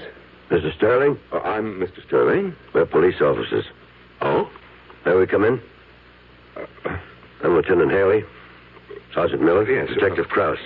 Oh, well. What can I do for you, gentlemen? Your wife has been reported missing. Yes, that's right. I'd like to ask you a few questions. Well, my father-in-law and I wrote out a deposition. He's Frank J. Fenris, a very influential man. So I've heard. Your wife disappeared last Tuesday night. Oh, yes. Mr. and Mrs. Conway, your next-door neighbors, report they heard sounds of arguing. Did they? Mrs. Conway characterized it as a fight. Well, Mrs. Conway is a fool. But did you have a fight with your wife? Certainly. Don't you ever fight with your wife, Lieutenant? Do you have any idea where your wife might be now? Lieutenant, do you suspect me of doing away with Sylvia? No, sir. I don't like the tone of your voice. And I don't like the look on your face either. I'm sorry. Yes, it's that cynical, know-it-all cop look. Yes.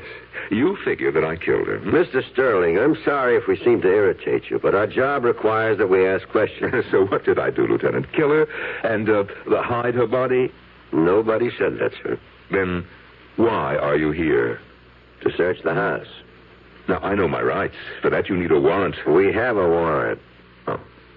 Well, go ahead. Jim, Otto, look around. Well, Lieutenant, any corpses in the closets? Will you show us to the basement? The basement? Yes.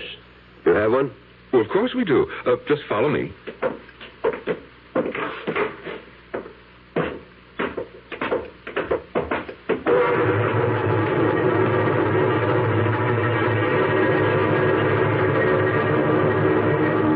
Jim? Anything? Otto? Mr. Sterling, I'm sorry we put you to so much trouble. Something the matter, Mr. Sterling? Mr. Sterling? Huh? No, I'm all right. Are you ill? You look so pale. Now, I know this must be a difficult time for you, Mr. Sterling. Yes, it is. Well, we're through here. Are you sure you're all right? Oh, yes. I'm just fine. Well, goodbye, sir. Oh, goodbye. You know, it's funny. I hear a cat. He must be right in this room, but I don't see him. A cat? A cat? What cat? You mean you don't hear that cat? Wait. He's behind that wall. He has to be behind that wall. Pluto. Oh, no. It can't be Pluto. He's dead. Otto, Jim, get some tools. We're going to break down that wall. He's dead. I killed him. Why isn't he dead?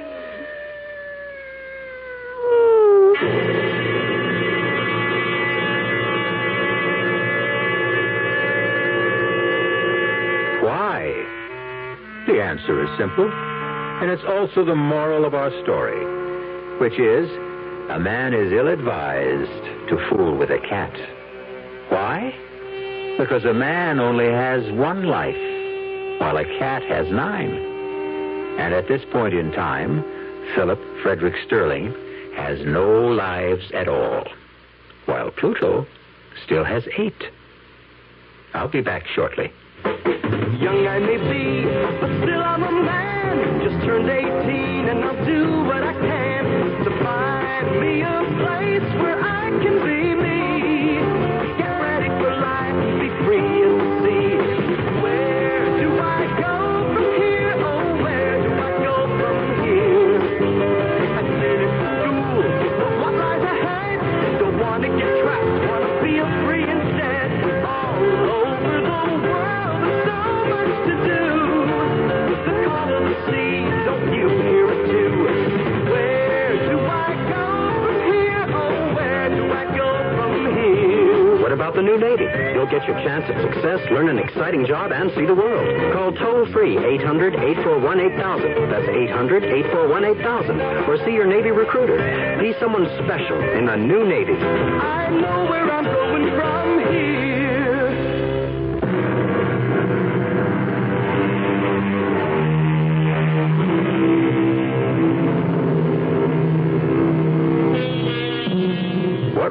on this show is bringing back some of the best of the good old days. And a good old expression used to be the cat's meow. Mom and Dad used it all the time, even though they didn't exactly know what it meant. Well, after this tale, we know. Our cast included Norman Rose, Marion Seldes, Robert Dryden, Joe DeSantis, and Evie Juster. The entire production was under the direction of Hyman Brown. And now, a preview of our next tale. 3 times on different expeditions we have excavated with no success. This time we have managed to isolate the mastaba itself, in spite of every kind of miserable luck. Cave-ins, men injured, crews deserting. But at last, within the next few days, I'm convinced the entrance will be found. Oh, how exciting, how wonderful for you. And Hasiba, I hope she isn't a disappointment. Was she really so beautiful, do you think? Incredibly. Her face shamed the shining sun, and the day was lit up by the light of her countenance. You know, you sound as though you'd actually seen her. I have. You have? Oh, yes, my dear. For every description fits you. Radio Mystery Theater was sponsored in part by Anheuser-Busch Incorporated, brewers of Budweiser, and by the Kellogg Company, makers of Kellogg's Special K cereal. This is E.G. Marshall inviting you to return to our Mystery Theater for another adventure in the macabre. The CBS Radio Mystery Theater presents...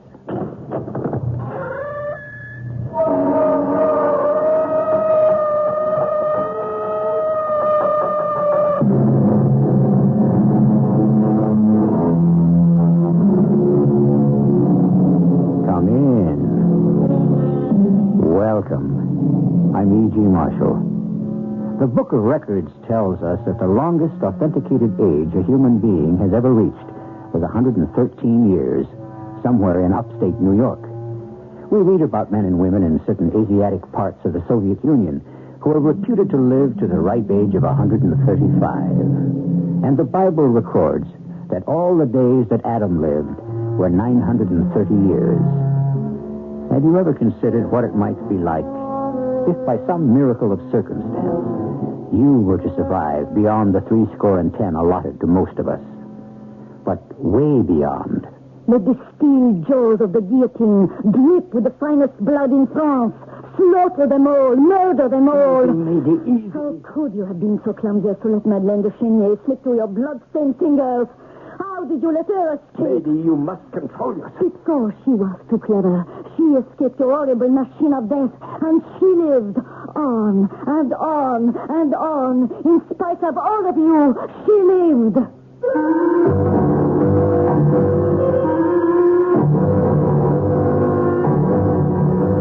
Our mystery drama, The Secret of Shen Si, was especially written for the Mystery Theater by Arnold Moss and stars Carol Teitel. It is sponsored in part by True Value Hardware Stores and Buick Motor Division. I'll be back shortly with Act One.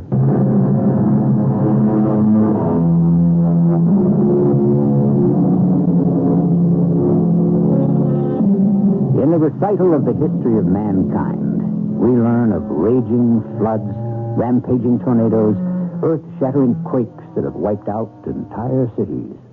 We know of volcanoes that in their blazing fury have buried whole civilizations, turned their inhabitants to cinders. What lessons have we learned, if any, from these disasters? Professor Joshua Neal, an historian in his 50s, is one of the few men in the world who have dedicated themselves to the study of these catastrophes. It is the 1960s, a time of student unrest on many American campuses. At this moment, Professor Neal is concluding his first session with a group of graduate students. So we ask the question once again, why are we concerned with investigating the calamities of the world, the disasters which have wrought havoc on mankind? Because learning the causes of these catastrophes has advanced our technological knowledge to the point where either similar occurrences cannot or will not happen again. or where we can now manage, control, and in some cases even predict those disasters which cannot yet be completely overcome. Well, are there any questions? Professor Neal? Tom? It is Tom, isn't it? Tom Wing? Yes, sir. What's your question? One thing you haven't mentioned, and it's what fascinates me most about this whole business, is the unpredictable element of what's involved. I'm not sure I follow you, Tom. Well, a man is walking along a street. A flower pot is blown by the wind from a sill 10 stories above. It strikes the man, it kills him. Or half a dozen people who seem to have no connection one with the other start to cross a shaky, unsteady rope bridge strung across a deep chasm, Thornton Wilder's Bridge of the San Luis Rey. And the bridge collapses, sending them all to their death. Well, why? Why was that first man, of all people it could have been, killed? Or those particular 6 people on the bridge? How do we account for that? Chance? Fate? Accident? What? Tom, I think you're asking if there's some master plan, some divine scheme, if you will, beyond our control, which activates a particular disaster and destines certain people to be part of it. Is that your question, Tom? Well, some people seem almost to be drawn into trouble and get hurt. Others walk right into it and nothing happens. And you're asking why? Well, would you venture an answer, Professor Neal? No, Tom, I don't think so. Because if I knew the answer to your question, I'd be sitting on the throne of God himself. And none of us is quite ready for that. See you tomorrow, Tom, at my home.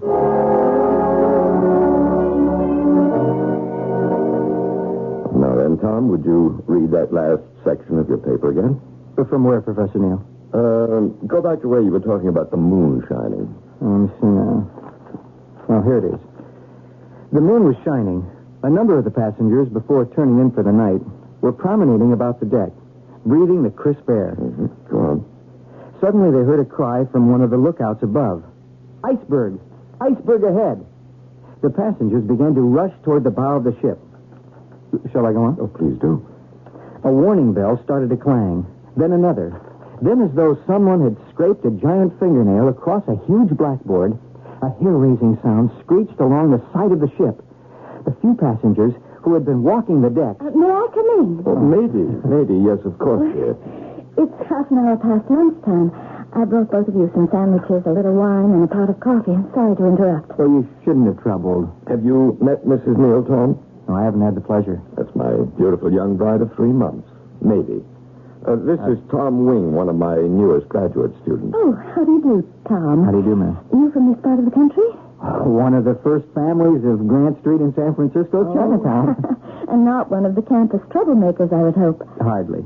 And my husband is not overpopular with some of these campus characters, as I'm sure you know.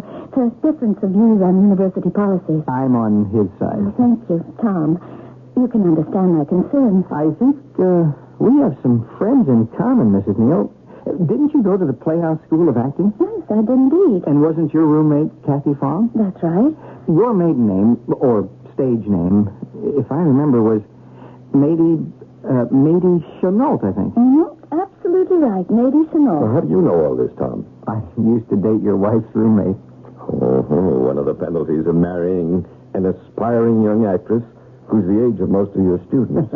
You dated my wife's roommate. Well, shall we get back to work? Why don't you eat something first? Both of you. Good idea. Will you join us, matey? I'd love to if Tom wouldn't mind. Of course not. What are you working on? Tom is trying to reconstruct what happened to a shipload of some very special people. People who experienced one of the great calamities of the 20th century. Special only because of who these particular people were and how they reacted to the shock of what most of them felt was certain death. Tom, you're not by any chance investigating the sinking of the steamship Titanic. Yes, he is, matey. And the original angle is what happened in strictly human terms to what amounts to a small city of 2,208 people in the 3 hours after it struck the iceberg on the morning of April 13th, 1912. Interesting, Tom. Very interesting. Only there happened to be 2,207 people on board, and the date, if you'll forgive me, was April 14th, 1912, not April 13th. Well, matey, you're absolutely amazing. Well, I didn't mean to be rude, Tom. Well, not at all, Mrs. No, amazing, because, Tom's figures were wrong and yours are correct. It was the 14th of April. Of course it was. A slip of the tongue. But, matey, how did you know? Darling, some of your great knowledge has rubbed off on me. I'm proud of you. Well, now, if you please, a little more of that loaf of bread, that jug of wine. And thou beside me in the wilderness. A little more wine, Tom. Oh, thank you. Funny that we should be quoting from the Rubaiyat, especially today. Why? Omar Khayyam is an old favorite of mine. You knew that. It was never found, you know. And it never will be. What? It's lost. Forever. What are you talking about? Would Mrs. Neal be referring to that old myth that one of the original copies of the Rubaiyat, beautifully jeweled, inlaid with ivory and precious stones, went down with the Titanic? But it was on board. And it didn't show up with any of the survivors. But, Matey, how would you... Tom, shall we get on with your paper? Whatever you say, sir. Once the ship struck the iceberg, there was no attempt to keep it a secret. Captain Smith and his first officer, Murdoch, had ordered all women and children onto the boat decks. From that moment on, uncontrolled panic set in. But that's not so, Tom. There was no panic at all. At least, not in the beginning. There wasn't? As much as half hour after contact with the iceberg, 2 or 3 bridge games were calmly going on in the Café Parisien just below B-deck. Dressed in their dinner clothes, the players could hear the 8-piece orchestra, mostly strings, and the bandmaster... Hartford, wasn't it? No, it was Hartley, Tom. L-E-Y. They were playing... Oh, my God, disease. No, not at all. Whoever started that myth was some newspaper man, I suppose, looking for a sensational story. Actually, they were playing a medley of the latest ragtime hits. What happened then, matey? Suddenly, the ship began to list sharply. An officer entered the cafe and ordered everyone to prepare to abandon ship, but there was no feeling of alarm. Everyone was perfectly controlled. Matey, what on earth is happening to you? You don't sound like yourself. You're even beginning to look different. One of the women went down to take a last look at her little cabin. The beautiful brass bed, the marble washstand, the horsehair armchair. Then, taking nothing with her, none of her jewelry, no furs, no keepsakes, no, not even her priceless copy of the Rubaiyat. She proceeded to B-deck, got into boat number 5 with the other women. In no time, the boat was lowered, and the icy sea spray began to stab at their bodies and to blind their eyes. The Carpathia, the ship that became the rescue ship... was still, at that time, some 58 miles away. So the passengers learned later. And the end of it all, matey? What was the end of it? The Titanic lay in the water like a dead monster. Suddenly, it rose to a black perpendicular.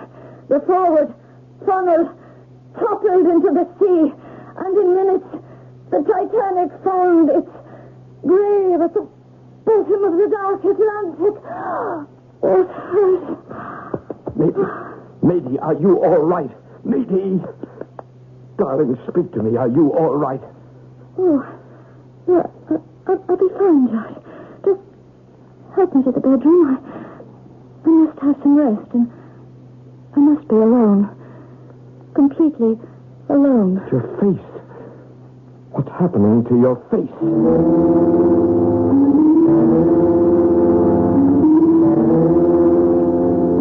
How are you feeling? I'm fine, Josh. I'm just fine. Well, what happened? I don't know. I began to feel faint. I guess I nearly passed out. Oh, no, matey. You passed out. Darling, you've been keeping something from me. And you have to tell me... Oh, I know. All these details connected with the sinking of the Titanic? Yes. Well, it's all so simple. You see, my great aunt, my grandmother's sister, a very wealthy Irish lady, was one of the passengers, one of the survivors. She told the story many times in the minutest detail to my mother, who in turn told the story to me. I've heard it so often, it's almost as though I'd actually been there. Of course. And what was your great aunt's name? Her name? It was Marilyn Cheney. C-H-E-N-E-Y. That's right. Almost the same as your maiden name. Matey Chenault Marilyn Cheney. Same initials, too. Coincidence. Maybe. Here is the official list of every survivor and every victim of the Titanic, furnished by the steamship line and by the British Board of Trade, all in alphabetical order. And? Here. Now look down these lists. Nowhere can the name of Marilyn Cheney be found as a survivor. That can't be. But her name is here, as one of those listed among the missing.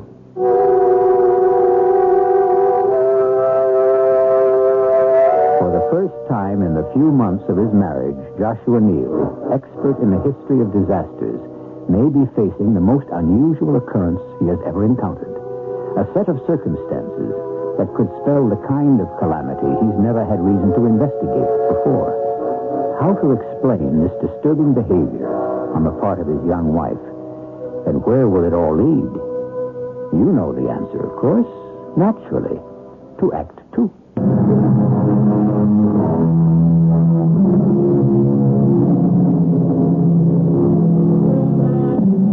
Man has always been intrigued by tales of the destruction brought about by the uncontrolled wrath of nature.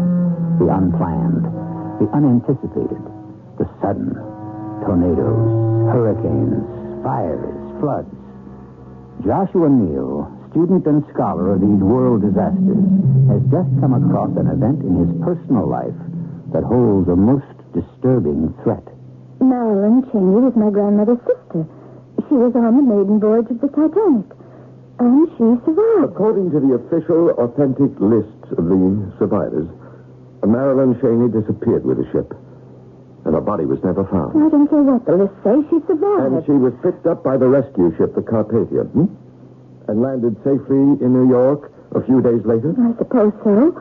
Well, what happened to her after that? Why are you asking me all these questions? In some unaccountable way, this afternoon, you seem to know just about everything there was to know about what went on that night on the Titanic. What happened in the lifeboats, everything, down to the smallest, most insignificant detail. Is that so surprising? I've been coming into your library, spending my afternoons reading your books. There's nothing wrong with that, is there? Of course not. But not only do you seem to remember some of the most obscure trivialities. My training as an actress, I don't have to try. I have a photographic memory. But you're taking on the character, as it were, of your Irish great-aunt, Marilyn Cheney, even sounding the way she must have, her voice, her speech, the slight lilt of her dialect. My talent as an actress. All right, then, one last question. At the end of your telling about those last hours on the Titanic, you lost consciousness. But not for long. As you came to, you asked me to help you here into the bedroom, where you insisted on being alone, completely alone, for over an hour. And? What happened in that hour? I don't think I understand, Josh. An hour ago, when I placed you here on the bed, something had happened to you. Your features seemed to have changed. You didn't quite look like yourself as you do now. I haven't the slightest idea what you're talking about, Josh. Are you sure you're all right? Oh, yes, I'm fine. I'm concerned about you. You're being silly, dear. Look, maybe I do need a little air. Forgive me. I'm going out for a turn around the block.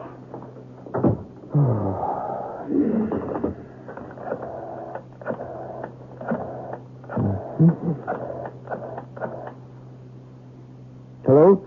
Is Dr. Moran in? This is Joshua Neal. Thank you. Carlos? Josh Neal. Oh, my health is fine, Carlos.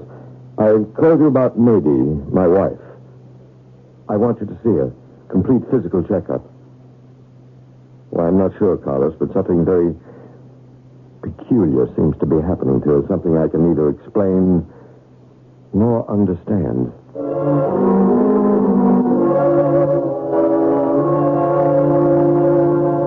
I've done exactly what you've asked, Josh. I've gone over Mady from head to toe. Just about every test known to modern medicine. You're a lucky man. And you found nothing extraordinary, nothing at all? One or two little things that stumped me. Otherwise, you have not only a beautiful wife, but a healthy one, physically. Well, what was it that puzzled you? Oh, nothing really important. A little matter of keratosis. Of what? A form of what we call chloasma. The little brown spots you see on the skin of older people, on the back of their hands, on their temples, very often. You know them as liver spots.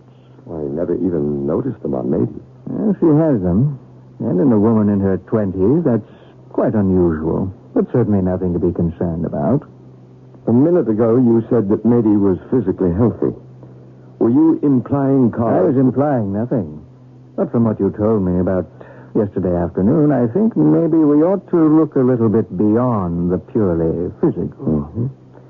Carlos, I know that you're very deep into the occult, into psychic phenomena, even reincarnation, all of that. I never said I believe in any of it. But I like to keep my options open to the possibility. No, for a man of science, that's fair enough. Every once in a while, Josh, something happens that science, medical science included, just can't explain. This whole business of the Titanic. This is the first time anything like that ever happened? First time. Did anything unusual take place before she started to take on the character of this older woman? No, nothing I can recall. She didn't seem to be going into a state of what you might call a trance of some kind. No, it all happened quite naturally. And at the end? Well, I told you she fainted. And when she came to, she looked different. How different? Her eyes, the expression on her face, the general features seemed actually to have changed. She could almost have been another woman. An older woman? Josh, I want to think about this. In the meantime, in the next few days, if you can, try to get her involved in the discussion of another disaster. See if it triggers her into anything like what happened with the Titanic episode. If it does, I want you to observe everything that happens, down to the smallest detail, everything. Well, what if nothing happens? I have an uncanny feeling, Josh, that something will.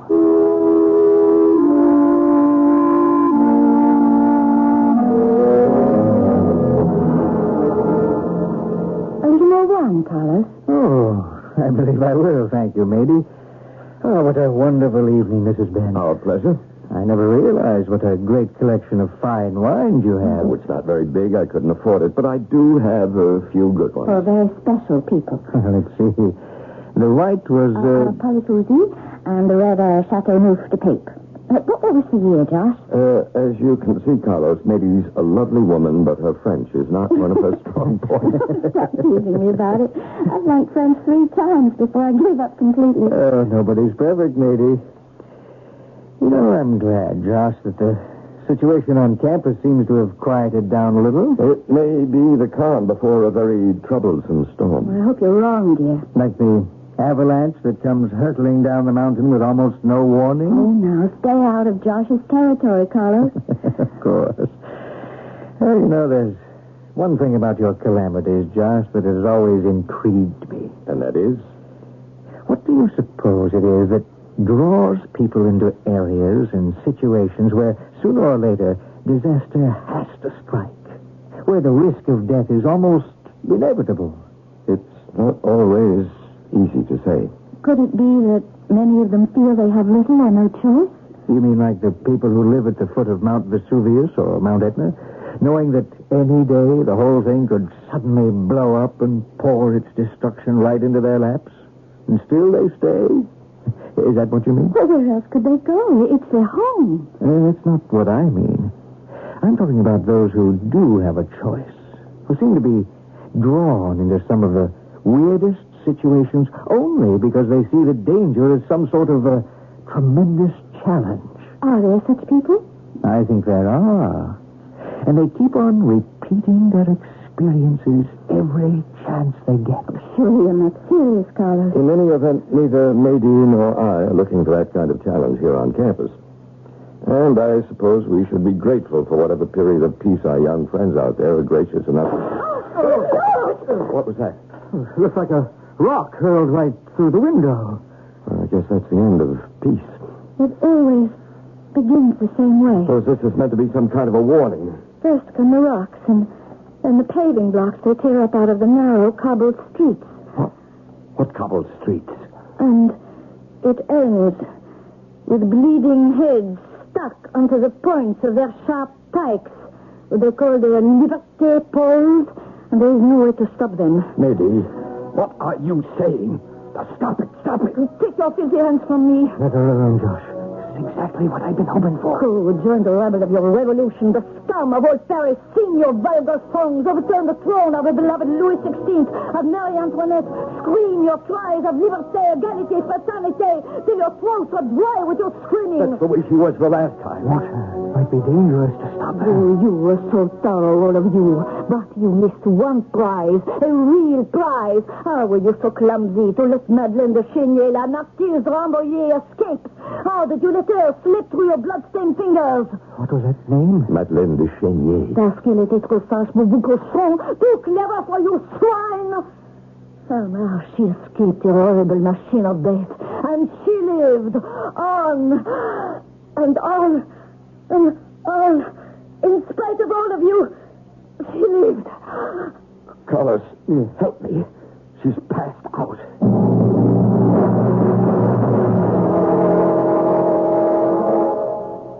When she came to, Carlos, she insisted on being alone just like the last time.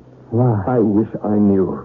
And you saw how her features changed. I did. She's been in there almost an hour. Carlos, what do you make of it? I'm not sure. I'm not ready to say. I've read about cases of multiple personalities where people see themselves as more than a single person. Now, is that what you think could be wrong with Mady? Could be. In other words, Mady is Mady, and then she becomes this Irish lady on the Titanic, this Marilyn Cheney, and then she invents or becomes Madeleine de Chénier, a marquise at the time of the French Revolution. Both of them with almost the same name as hers, the same initials. 3 different personalities, 3 different people. We'll be lucky, Josh, if there are only 3.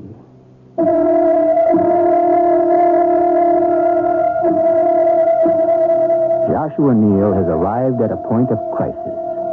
Most crises, like the disasters that he knows so well, seem to have a disturbing sameness to them. Most of them are unpredictable, and at the same time, most of them have a certain inevitability about them, as though they were, in a sense, predestined, as though they just had to be, which is of grave concern and deeply distressing to Professor Neal. I'll be back shortly with Act 3.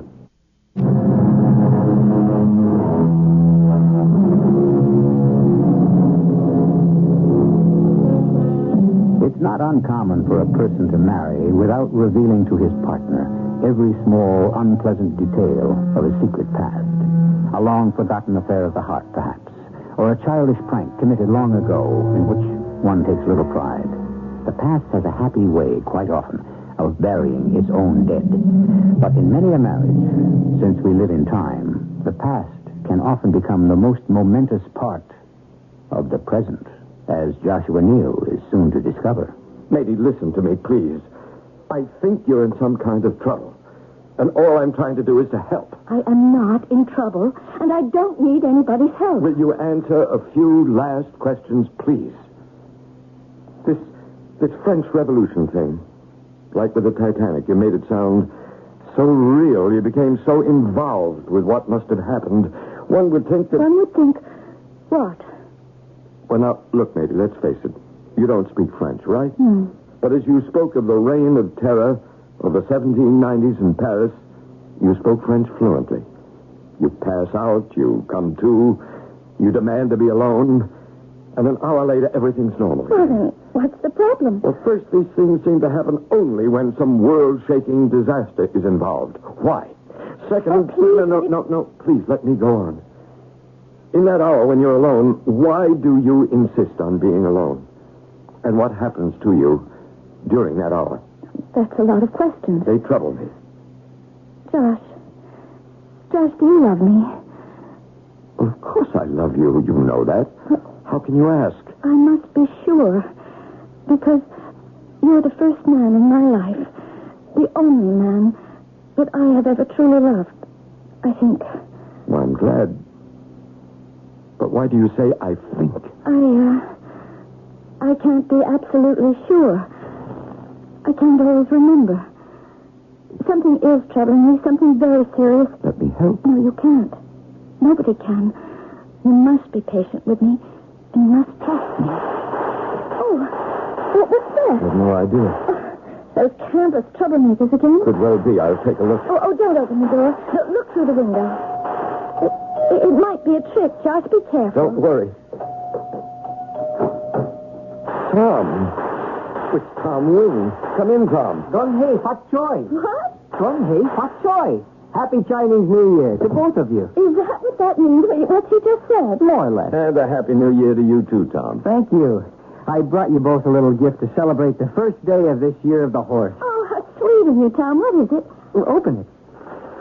Oh, no. Oh, it's a beautiful little porcelain horse. Look at it, matey. Tom, you shouldn't have. It's supposed to bring you speed, perseverance, and not that either of you need any more than you have. Intelligence. Good old horse sense, right? And long life. There's that sound again. Oh, firecrackers. We Chinese students on campus have got together to observe the new year. Firecrackers? So that's what that noise is. Of course. Some of the guys picked up a dragon's head somewhere, paper mache, and they're snaking their way all around the campus. If you'll both excuse me, I'm going to join my friends in the festivities. Thank you for coming, Tom, and thanks for the little white horse. Gong hei, fat choy. Hey, fat choy.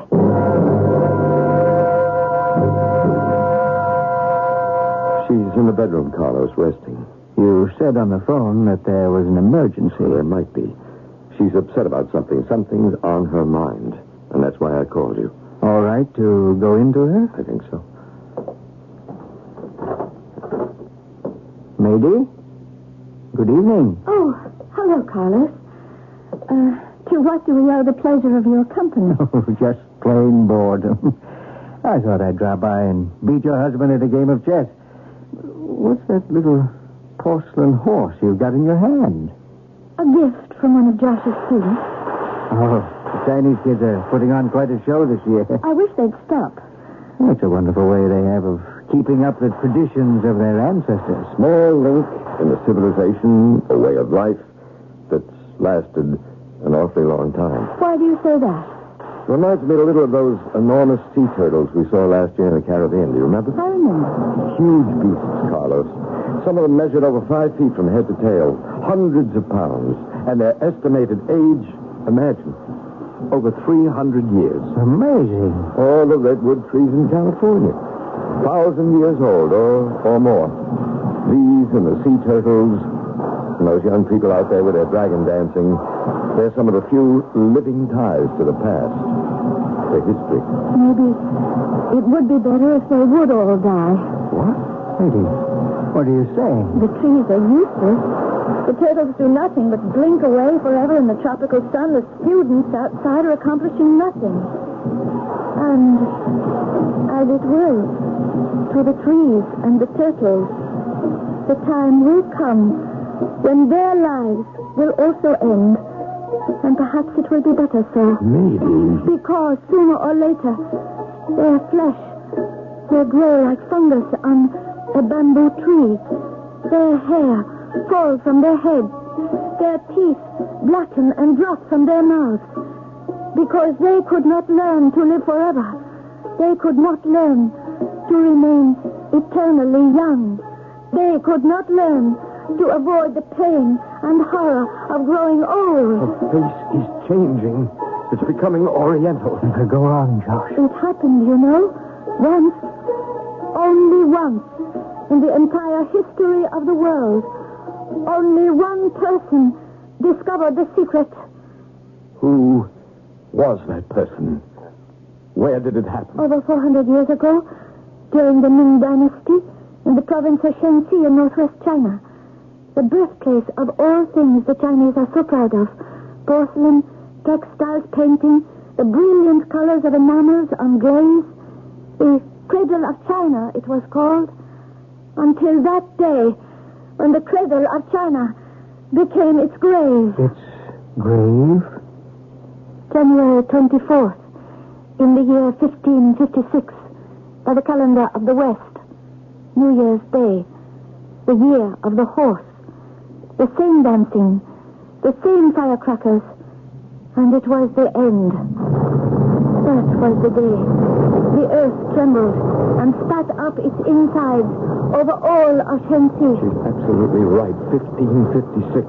That was the most destructive quake the earth has ever known. Over 800,000 people were killed.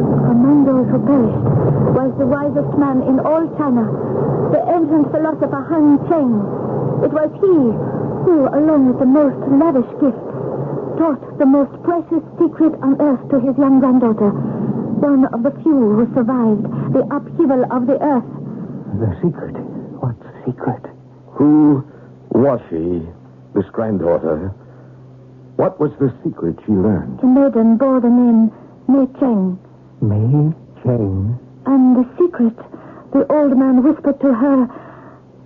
Yes? Was? That death does not have to be. That one can learn how to turn away from the dust and clay of the earth, to gaze upward with the eagles toward the clear, clean heavens and to live a life unending. Listen to me carefully, both of you. The lady on the Titanic. Marilyn Cheney. The Marquise de Rambouillet. Madeleine de Cheney.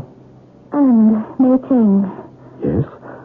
All are different personalities that you, in some way, for some reason, imagine yourself to be. Personalities that something forces you to invent, to dream up, right? No, Carlos. Wrong. Very wrong. Wrong? I have invented nothing. I have not dreamed up a thing. At one time or another, I actually was every one of those women and a good many others besides. And maybe I found it hard to grasp what you're saying. I was born in Shensi province in China, next to the Great Wall, in the year 1540. Over 425 years ago. At the age of 16, I received 3 precious gifts from my grandfather, Han Cheng. A little white porcelain horse, a rare manuscript of the Rubaiyat of Omar Khayyam, given to him by some traveler from the West. And the most priceless gift of all, the secret of eternal life and unending youth. You expect us to believe that? For all these hundreds of years, I have wandered from one country to another, taking on the manners, the language, the appearance of women of that country. I was on the Titanic. I lived through the days of the French Revolution. All these happenings, I was there. Carlos, you've got to help us. No, I am not mad. I am as sane as either one of you. Through the centuries, I have been drawn to all these world disasters, their challenges, their excitement, because I knew that I was not vulnerable to their destructive powers. I knew that I was the one person on earth who had conquered death. But even if what you say is true, maybe... Please don't try to humor me, Josh. It's true. Carlos nearly exposed my secret when he couldn't explain away the liver spots of an old woman on my hands and face. Am I right, Carlos? I suppose. You need more proof? Here, Josh, hold this little porcelain horse for a moment. What is that? What have you got there? One of the rarest treasures of the world. A copy of the manuscript of Omar's poems, written in Shiraz in ancient Persia in the year 1342, given to me by Han Cheng, my grandfather. And it did not go down with the Titanic any more than I did. Maybe a moment ago you said the routine was about to change. Now, what did you mean by that? I love you, Josh. I love you as deeply and as completely as any woman ever loved a man. I want to stay, Nadine Neal, to put an end to my wandering through time. Let me have that little porcelain horse, dear. Yeah? It's identical to the one my grandfather gave me all those years ago. Maggie, don't. Maggie, what have you done? That's the end. Final. And know that the horse is no more. I, too, one day, shall be no more. What's happening to her, Josh? Do you see what I see? The skin is beginning to look like dark, bloated parchment. Her eyes are being covered with a milky film. Her teeth are blackening in her mouth. She's shrinking. Getting smaller and smaller. She's turning into a tiny bundle of an old lady. No bigger than a little Chinese doll. Lady. Who are you calling? Stop what you're doing. Stop it, please. You're growing older and older right before our eyes. Carlos. She's dying. I didn't think it would work so quickly or start so soon. But nature, I suppose, will now take its course. Omar Khayyam said it. Once dead, you shall never return. Never, Josh. Never, never, never.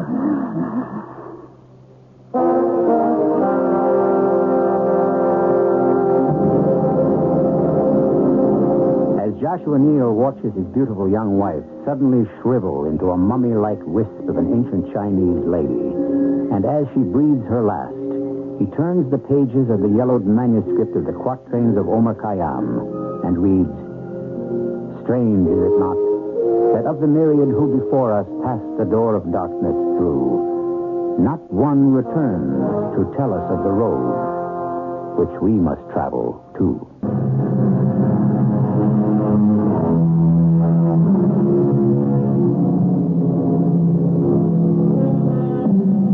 There must be many among us who feel we would like to live longer than the 70 years allotted to us, who might even like to live forever.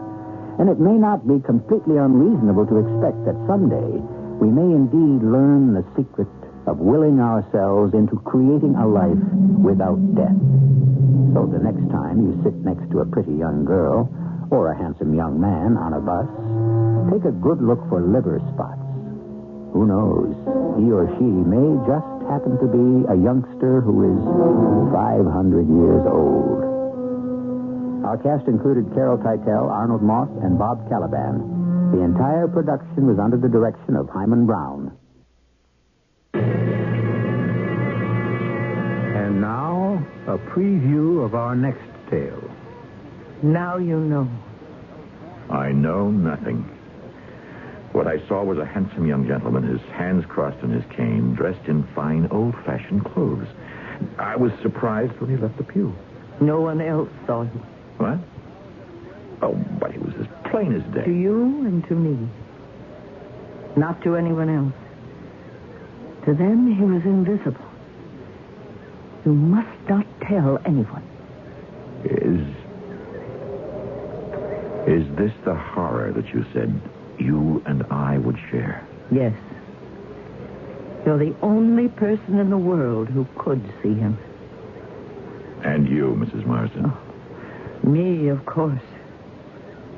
What does it mean? It's my curse. This is E.G. Marshall inviting you to return to our Mystery Theater for another adventure in the macabre. Until next time, pleasant dreams.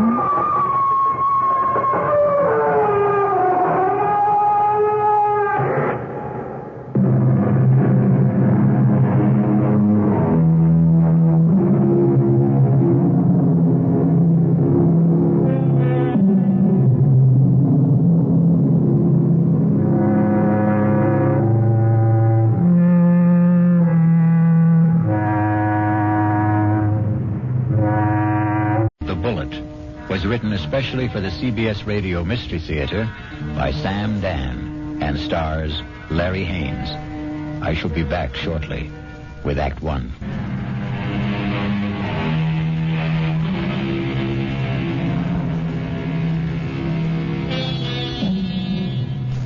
It's a quiet little bar, Paddy Noonan's, and Jerry Price stops there every evening on his way home from work.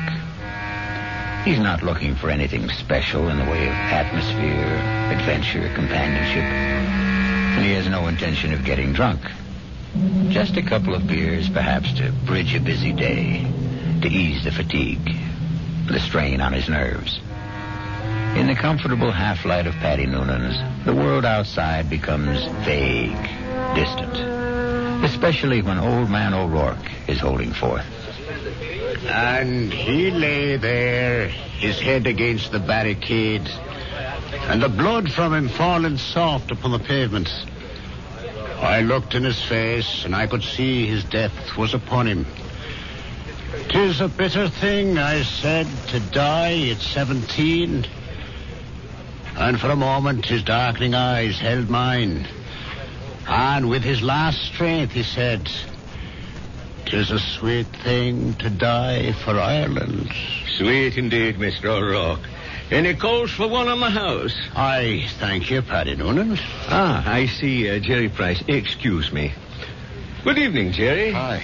I didn't notice you come in. Well, when Old Man O'Rourke's in form, you don't see anybody, Paddy. The old man there, he carries his war. I know I carry mine. You ever think of yours, Jerry? No, never. Never? Nope. The day I came home from Vietnam, I put away the uniform. I also put away everything that went with it, the army, the war, like a snake sheds his skin. Now, the past is gone, Paddy. It's dead, so you forget it. You go on to other things. Hey, what's everybody drinking? This round's on me. Set 'em up, Paddy. Mr. Edward Clark himself. And what's the occasion? Hey, I got a little announcement. Guess what the old lady tells me this morning?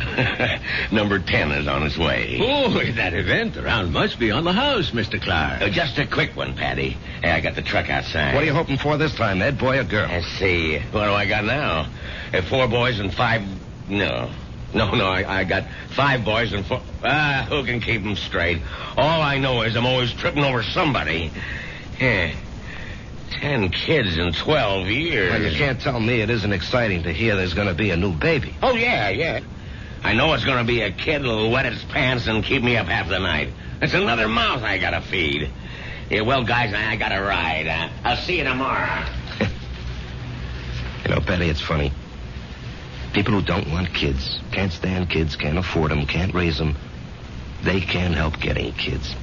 Whereas, guess there just isn't any justice in this world. Well, there may be no justice, Jerry, but there's always hope. How long have you been married? Right after I got out of the army, it'll be 9 years. A fellow used to come in here, and they were married 15 years before they had their first. Am I really out of the army 9 years? Tell me, Patty, you're an old philosopher. Where does it go, huh? Down the hatch and try another. Yeah, don't mind if I do. Oh, wait on a paying customer first. Where? The fella standing at the end of the bar. What are you saying, Jerry? There's nobody standing at the end of it. In the brown hat and a raincoat. Now, Jerry, what are you saying? I know. That's Paul. Tell me what's the matter, Jerry. Paul. Jerry, listen to me. There's nobody. Paul. Hey, he was just standing here. Where'd he go? Where is he? Jerry, where is who? Are you all right, Jerry? Yeah, I'm all right. But I saw him. Who? Oh, a guy I was in the army with. The two of you. Were you close? He was my buddy. Well, when was the last time you saw him in person? The night he was killed. Have you ever seen him again? Like you thought you did just now? No, this is the first time. Well, maybe you need a rest, Jerry. Hattie, why now? Why tonight after all these years? Well, you say you saw him last the night he died in battle. Well, the sight of him dead must have stayed with you always. But that's not how I just saw him, Patty. He wasn't in uniform. He was in civilian clothes. You might have pictured him as he looked at a happier time. I never saw him in civilian clothes. We met in the army. And, Patty, I didn't see him as he was then. We were both kids, about 20. I saw him the way he'd looked today, about 30. His face was more mature. Jerry, are you sure he's dead? He is dead, Patty. I just saw him. I know I saw him.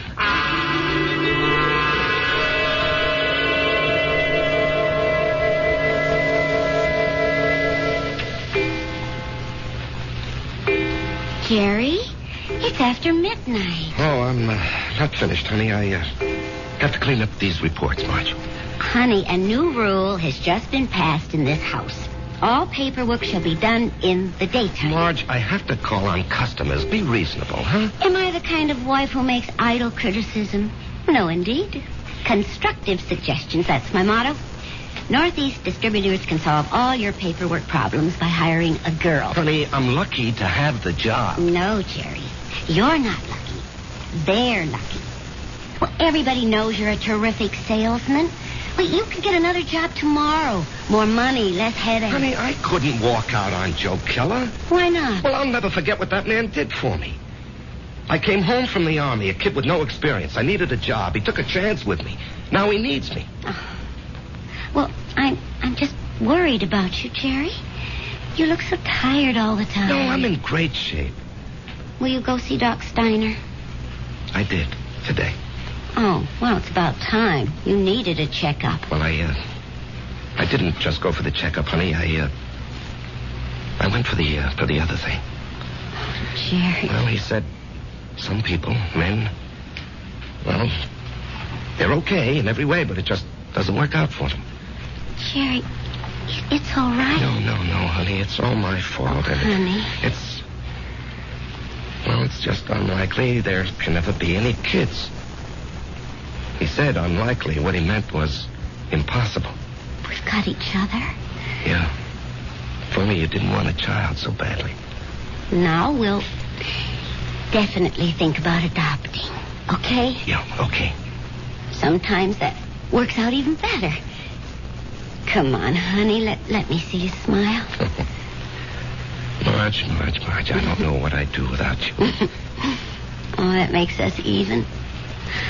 I don't know what I'd do without you. Come on, get to bed. Yeah, I'll just have a cigarette, huh? Honey, why'd you turn on the music? To make sure you don't try to sneak in some work. I know you can't concentrate with the music going. I'll just be a couple of minutes, honey.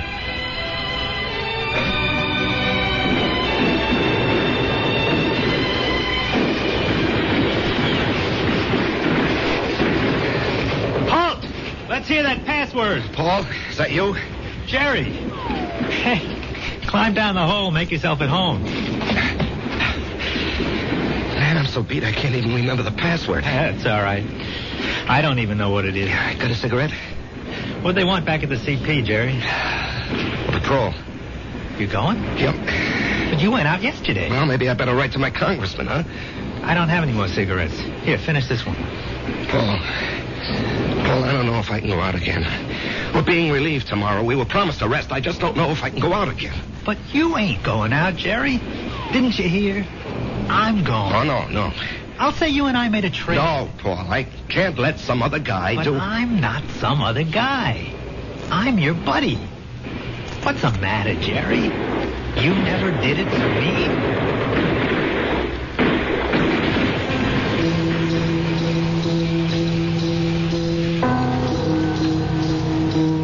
Can I have a drag on that butt, Jerry?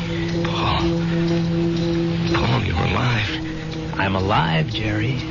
I'm here with you. In your living room. No, you can't be here. I went out afterward. I found your body. I carried it back. Maybe it wasn't you. It was me. But you were dead. You were killed. Yes, Jerry. I was killed. Jerry, will you turn that radio off and come to bed? Marge, he's here.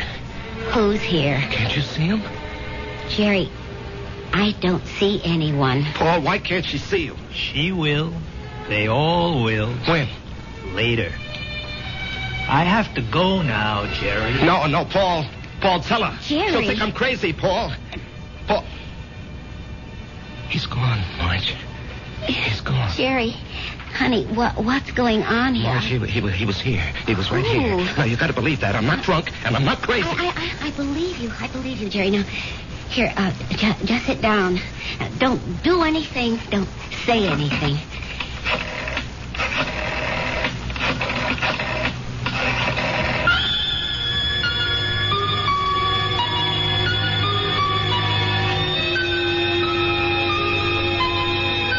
And we know who she's calling. But can a doctor help what ails Jerry?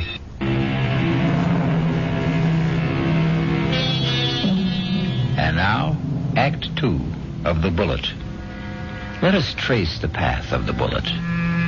We have a worried Marge, a concerned Dr. Steiner, and a distracted Jerry. Tell me about this man, Paul, you called him Jerry. I said we were buddies, Doctor. That tells it all. Jerry, please don't be so hostile. Dr. Steiner's only trying to help. You were buddies. You came back alive and he didn't. Yo. There's an extensive medical literature on the subject. Oh, I'm sure there is. Jerry. I'm not being hostile, Marge. I know I saw him. Of course you saw him. Well, finally.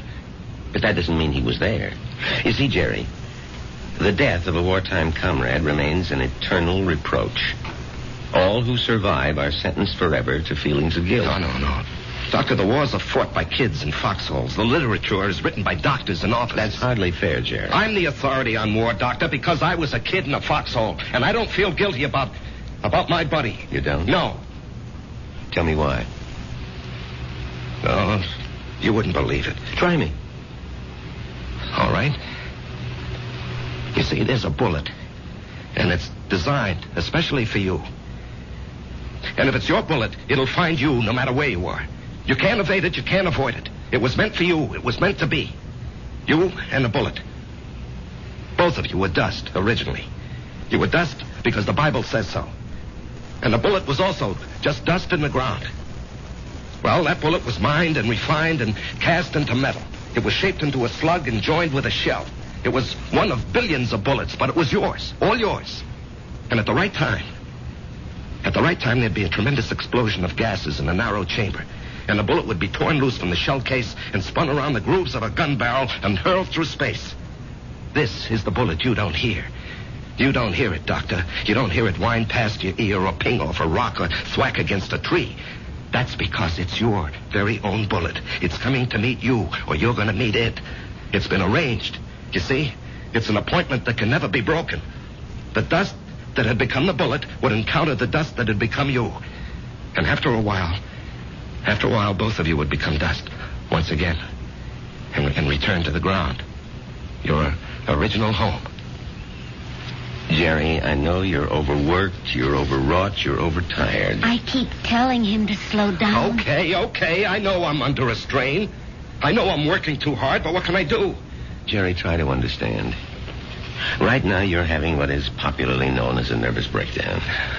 This alleged visitor from another world. I say he's an illusion. I say you have subconscious feelings about him which you're not aware of.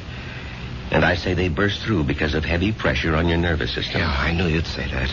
Prove me wrong. How? Go away. Get out from under. Rest a while. Relax.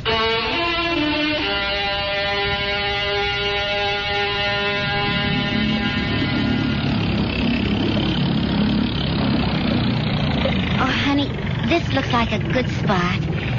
You want to stop here and try for some fish? Well, Marge, I think I'd like to go back and play 9 holes this afternoon. Great.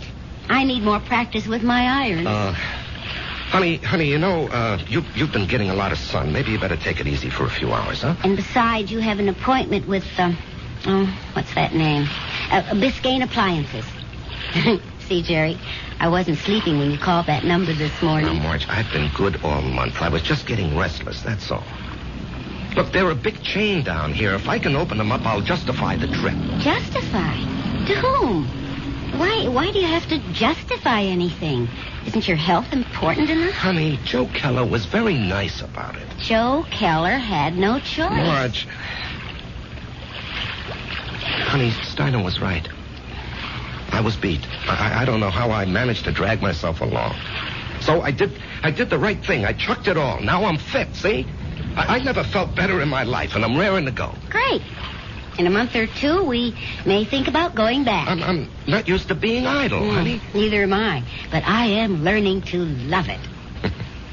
Oh, Marge. Why didn't I meet you when I was young? Young? Jerry, you weren't even 21. No, I was already made when we met. I had already become what I was going to be. You know, I've got a certain amount of ability. A tremendous amount, Jerry. But I'm not confident, honey. I doubt myself. I guess I didn't have very much encouragement when I was a kid.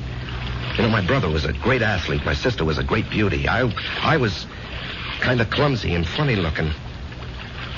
Anyway, Frank and Alice were sent to college. When my turn came, the money had run out. Or maybe they thought I wasn't worth the effort. That's why I enlisted when I was 18. I had to get away from the house and my father. There was no place else to go. You never told me this, honey. I decided if I ever had a kid, I'd never make jokes at his expense or tear him down in any way. I know how these things cut inside where it doesn't show.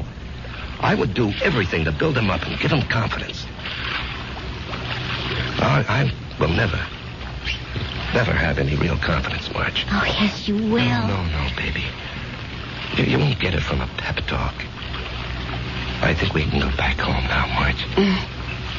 All right, on one condition. You'll just have to slow down. I promise. And, honey, there's only one way you can really slow down. And that's to get a partnership from Joe Keller. Now, Marge. Don't you deserve it? Of course I do. Well, we're going to adopt a child. Which means I'll quit my job, and you're not going to spend time on the road. That kid will need both of us, won't he? Yes, honey, he will. Then we need that partnership, don't we?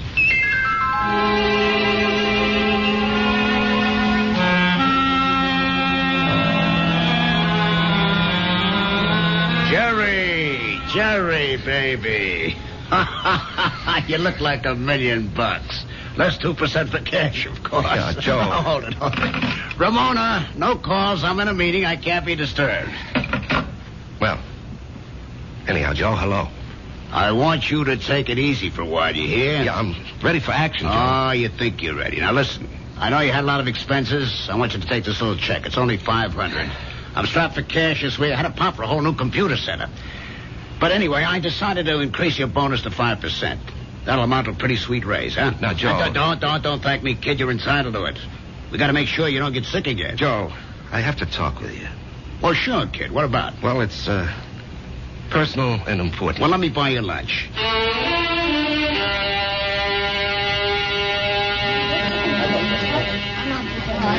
Well, Jerry, what are we going to talk about? I'm fresh out of polite conversation. Joe, I want a partnership. No, you don't, Jerry. But, Joe... No, don't interrupt. You don't want one. You'd like one. Two different things. Now, don't nitpick, Joe. You'd like a partnership, which means it would be swell. Great if you had it. But want is something else. It means lack. It means need. I know you'd like to own a business, but you're not cut out to be an owner. Why? Because an owner is an officer. And in your heart, you'll always be an enlisted man. Tommy, could you ever fire a guy because you could get someone else cheaper? If an old customer, a good friend, was getting slow paying bills, could you cut him off? Thousands of guys like you go bankrupt every year. You're nice, sweet, big-hearted. But you don't have the guts business needs. Well, I'd like to remind you of the volume I sell. I know it to the penny, Jerry, and you're well paid for it. Well, I'm worth more now. You are. You got a sweet raise this morning. Joe, don't think I'm not grateful. You gave me my first break. But I think I can do better elsewhere. Where? Anywhere. Consolidated, Freeman and Singer. Should I go down the list? Oh, they'd love to have you, Jerry. What'll they pay? They handle the nationally advertised brands. What'll you be, their glorified order taker? They don't need your full selling ability, so they don't have to pay you full price for it. Sure, with me, you push out all the schlock. It's rough, but you get top dollar. There's 20 outfits like mine. They grab you tomorrow, but where's the improvement? They won't pay you more. At least here, you got 9 years equity in a pension plan. You and me are used to each other. Besides, I really like you. Yeah. Sometimes I feel like a father to you, Jerry. It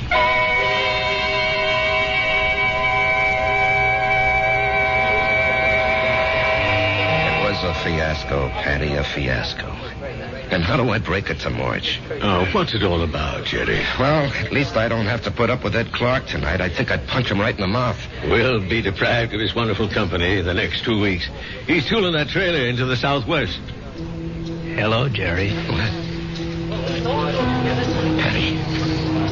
Patty, is someone standing behind me? No, Jerry. Paul, will you tell me why? I'll tell you everything, Jerry. When? Soon. I think maybe tonight. Paul, why do you keep popping in like this? I don't know, buddy. I can't control that. Yeah, but Paul. Patty, don't you see anyone? No, Jerry. You didn't hear anyone talking to me either. No. Patty, do you think I'm crazy? Well, maybe you should see a doctor. I saw a doctor. Well, how about one of them psychiatrist fellas? I never even told my wife. I did see a psychiatrist. But after a while, I figured why pay him $50 an hour when I can come in here and talk to you for nothing? Well, there must be more to them fellas than that. Oh, sure. He said that the roots of my problem go back to my unhappy childhood. But, Patty, I have a brother, Frank, who feels terribly insecure. He goes to a psychiatrist, too. Why? He had a happy childhood. Put it this way. If you see someone, and I don't, the flaw can be in me and not in you. Drink? No. I better go home and face the music.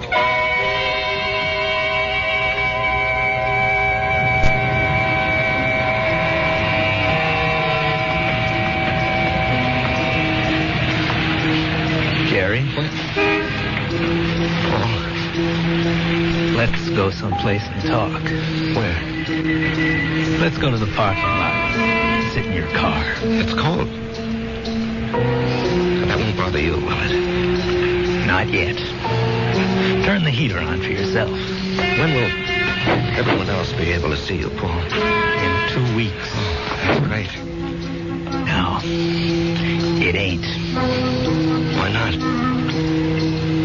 Because you'll be dead.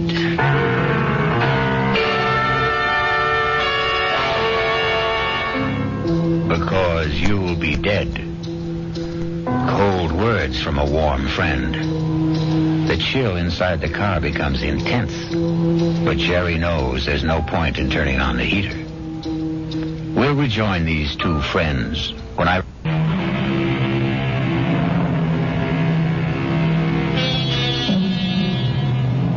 And now we return to the final act of The Bullet and a reunion of two war buddies who haven't seen each other in almost 9 years.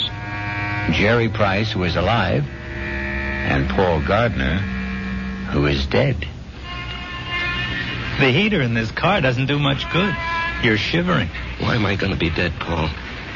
Remember the night I went out on the patrol? Yeah, I'll remember that night as long as I live. I completed my job. I was headed back. And then I felt something smash against my head. And I knew I just met the bullet. You know, the bullet we used to talk about? I bet you don't remember. No, I remember. I felt it slam into me.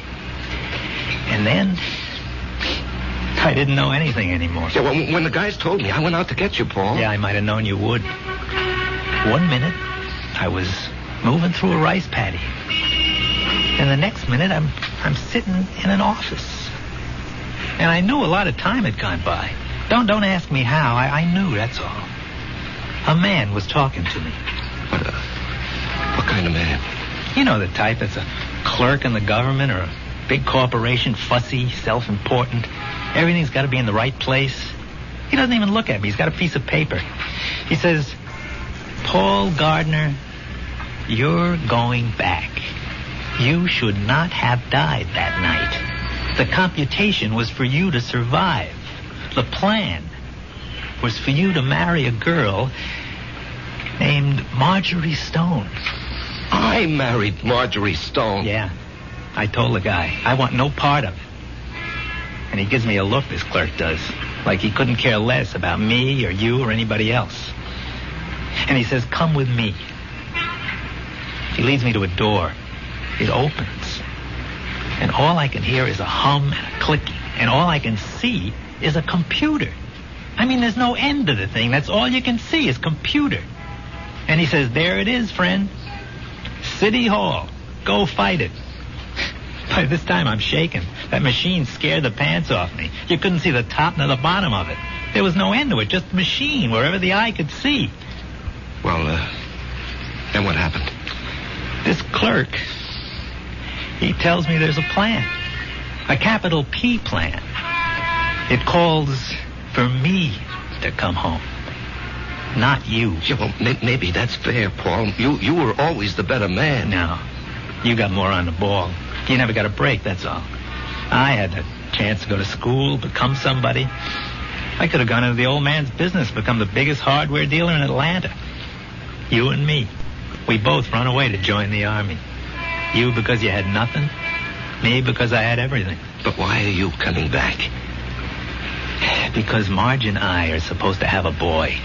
A certain kind of a boy. He'll grow up, I don't know, discover something, create something, or be somebody the world needs real bad. They wouldn't tell me what. Anyhow, 40, 50 years from now, he has to be here. And of all the millions of men and women, he could only be born to me and Marge. When am I leaving? I told you. In 2 weeks. How? 9 o'clock at night. A trailer truck will go past Patty Noonan's saloon. Just as you're crossing the street. And why does it have to be like that? Because you don't know how careful these things are figured. You could get killed a million ways. But the plan calls for a truck driven by a guy named Ed Clark. Oh, yeah, I know Ed Clark. He doesn't have a good record, so it'll be easy to prove he's a careless driver. He works for a big outfit, so Marge will have a good settlement. But why? I still don't understand. She'll need the money. You see, I won't be a good father. Not as good as you, for sure. Oh, I'll love the kid. I'll love Marge, but I won't be there a lot. You know me. I have to keep moving. But if you know how important it is for the kid... I won't know. Once I'm alive, I won't remember any of this. And you say it's all figured out, maybe not. The human element. How can the machine predict Marge would go for you, huh? With all due respect, Jerry, did I ever have any trouble landing any dame I had my sights on? Well, with all due respect, I can't see Marge falling for your line of chatter. She will, Jerry. I'll be there when she's having a bad time. She'll be all alone. She'll need somebody. Things will take their natural course. Sure, she'll see through my line, but after a while she'll get to like it. I'm different. You're quiet. I raise hell. You let things eat at your insides, not me. I pop off. Maybe my way's no better in the long run. And she's married to you, and she loves you. But deep in her heart, she loves my way better. She'll fall in love with me. Jerry, you have to believe I don't want to do this, but it was your bullet, not mine.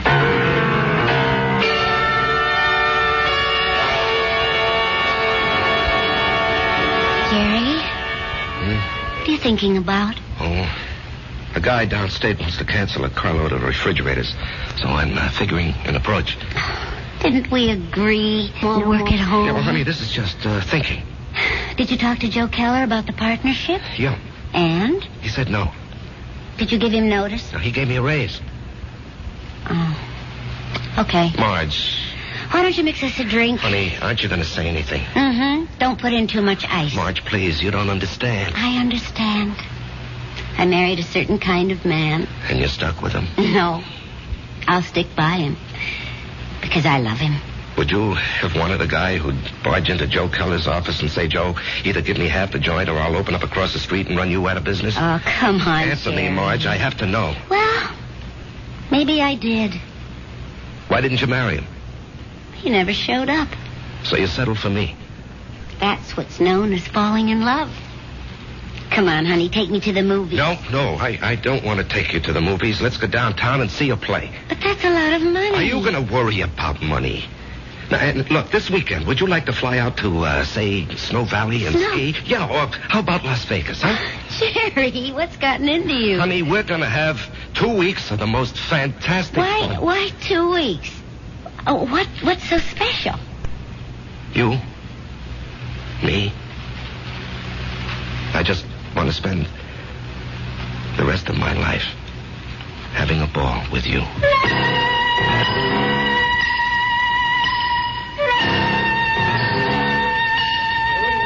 Well, hello, stranger. I haven't seen you. Why, it must be weeks. Where have you been? Oh, giving Marge a good time. Well, I must say, it's done wonders for you. You look so calm. Do I? Do you ever see the little guy who wasn't there? No. Well, that's good. Let's drink to it. Jerry, if I'm not being forward, what did he want from you? You wouldn't believe it, Patty. Do you believe it? Well, I just dropped in to say hello, Patty, and goodbye. Jerry. Yeah? Something's the matter with you. Well, I understand. Ed Clark is due back here tonight. I don't want to run into him. I just don't want to talk to him. Well, if that's how you feel, I'll buy him from the joint. Now, Jerry, something's wrong with you. No, nothing, Pat. Now, look, I'm an old soldier, Jerry. I can tell. No, it's really nothing. Really, is it? No, Jerry, you got a look on your face. What kind of look? I've seen it before in the war. I've seen it on men who go out on the impossible mission. The look of men who know they're not coming back. The resigned look. What are you resigned to, Jerry? You have a vivid imagination. I have an imagination. Jerry, whatever it is, don't be resigned to it. Fight it. You can't fight City. I knew it. You're in a fight, Jerry. Well, you can fight anybody. You're an ex-combat soldier, and you weren't afraid of anything. When you were out there, you faced up to death, hunger, despair. What happened to you, Jerry? Where did you lose it? Face up to it now. Whoever he is, spit in his eye. Patty, I can't do anything. Jerry, I'm going to throw you out of here for your own good. Now leave town. Go far away for a while. Fight it, Jerry, fight it. Patty, wherever I go. Listen to old Patty, just take off. Don't you see there's a plan? Who cares? Put up a fight. Why are you so upset, Patty, huh? I don't know. But listen to me. Fight now. Now get out of here.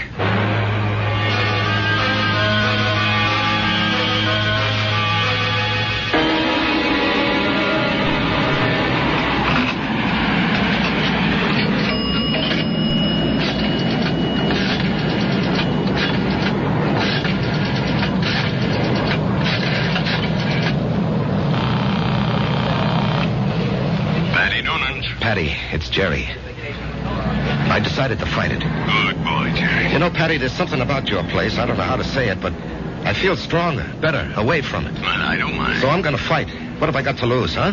Why should I do what he tells me? Why should I believe him? I don't know what it is, but I agree. I'll see you around, Patty. Universal Airlines, flight number 3 for Los Angeles and Mexico City, now boarding at gate 17. Who are you calling, Jerry? Marge, I have to tell him. Jerry, don't do it this way. There'll be 100 other people on that plane. Do it the way it has to be done. Paul, I have to fight you. Why? Because it isn't fair. Was it fair for me to stop your bullet? Come on, Jerry. Ed Clark will be tooling by Patty's in less than an hour. Paul, I don't know if I have the nerve. I'll help you, buddy. I'll help you. Come on. Hello? Hello?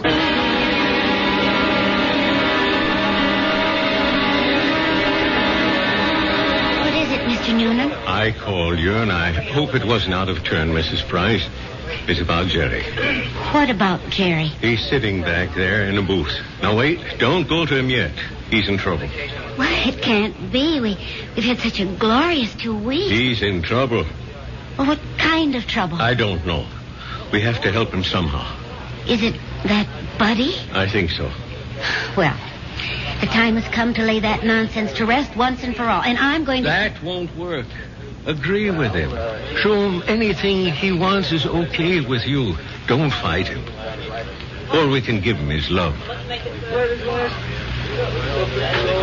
Hi, honey. Hi. Buy me a drink? Oh, sure.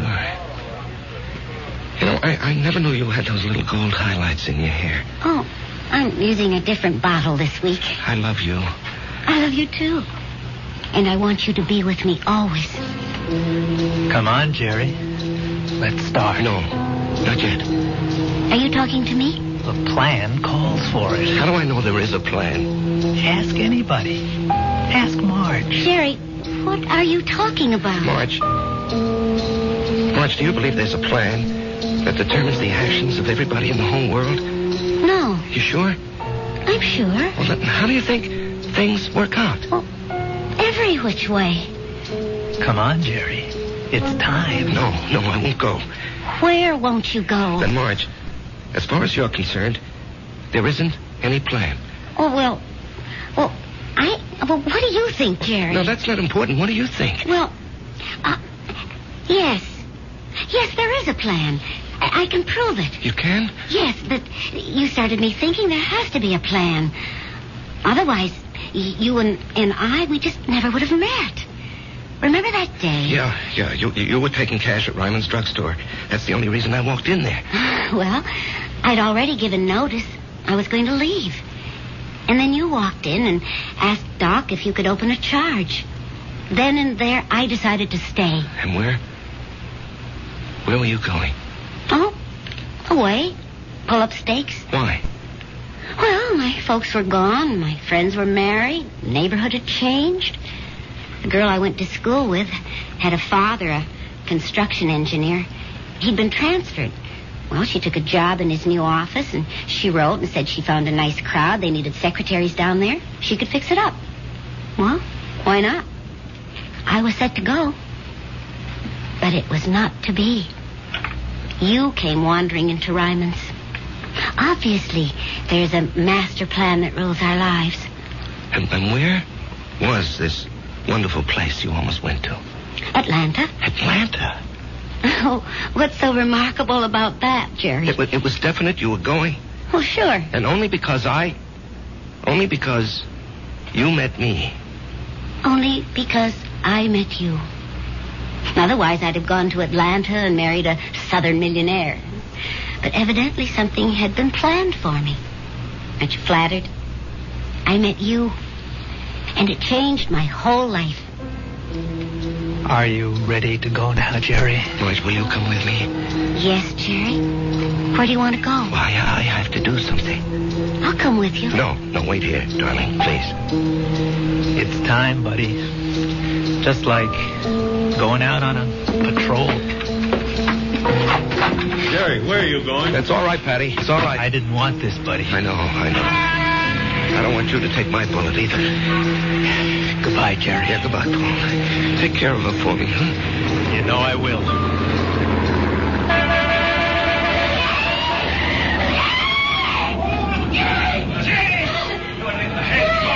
Call the police. Get an ambulance. Oh, Jerry. Barry. He's dead. Here, miss. Here, you're cold. Let me throw this coat over you. She's gonna fade. It's all right. I've got her. We'll bring her into that bar where it's warm. Give her a little stimulant. It's all right. Everything will be all right. Everything will be... It'll be all right.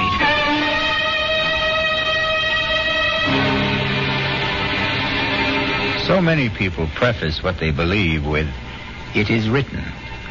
It is written in the stars. It is written on the wind. And for so many like Jerry, it is written on the bullet. I'll be back shortly.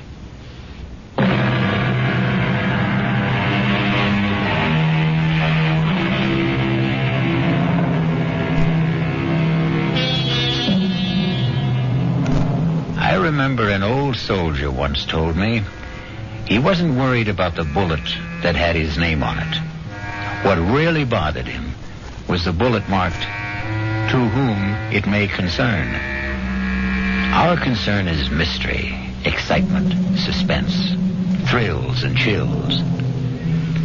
Our cast included Larry Haynes, E.V. Juster, Martin Newman, Ralph Bell, Leon Janney, and Danny Acco.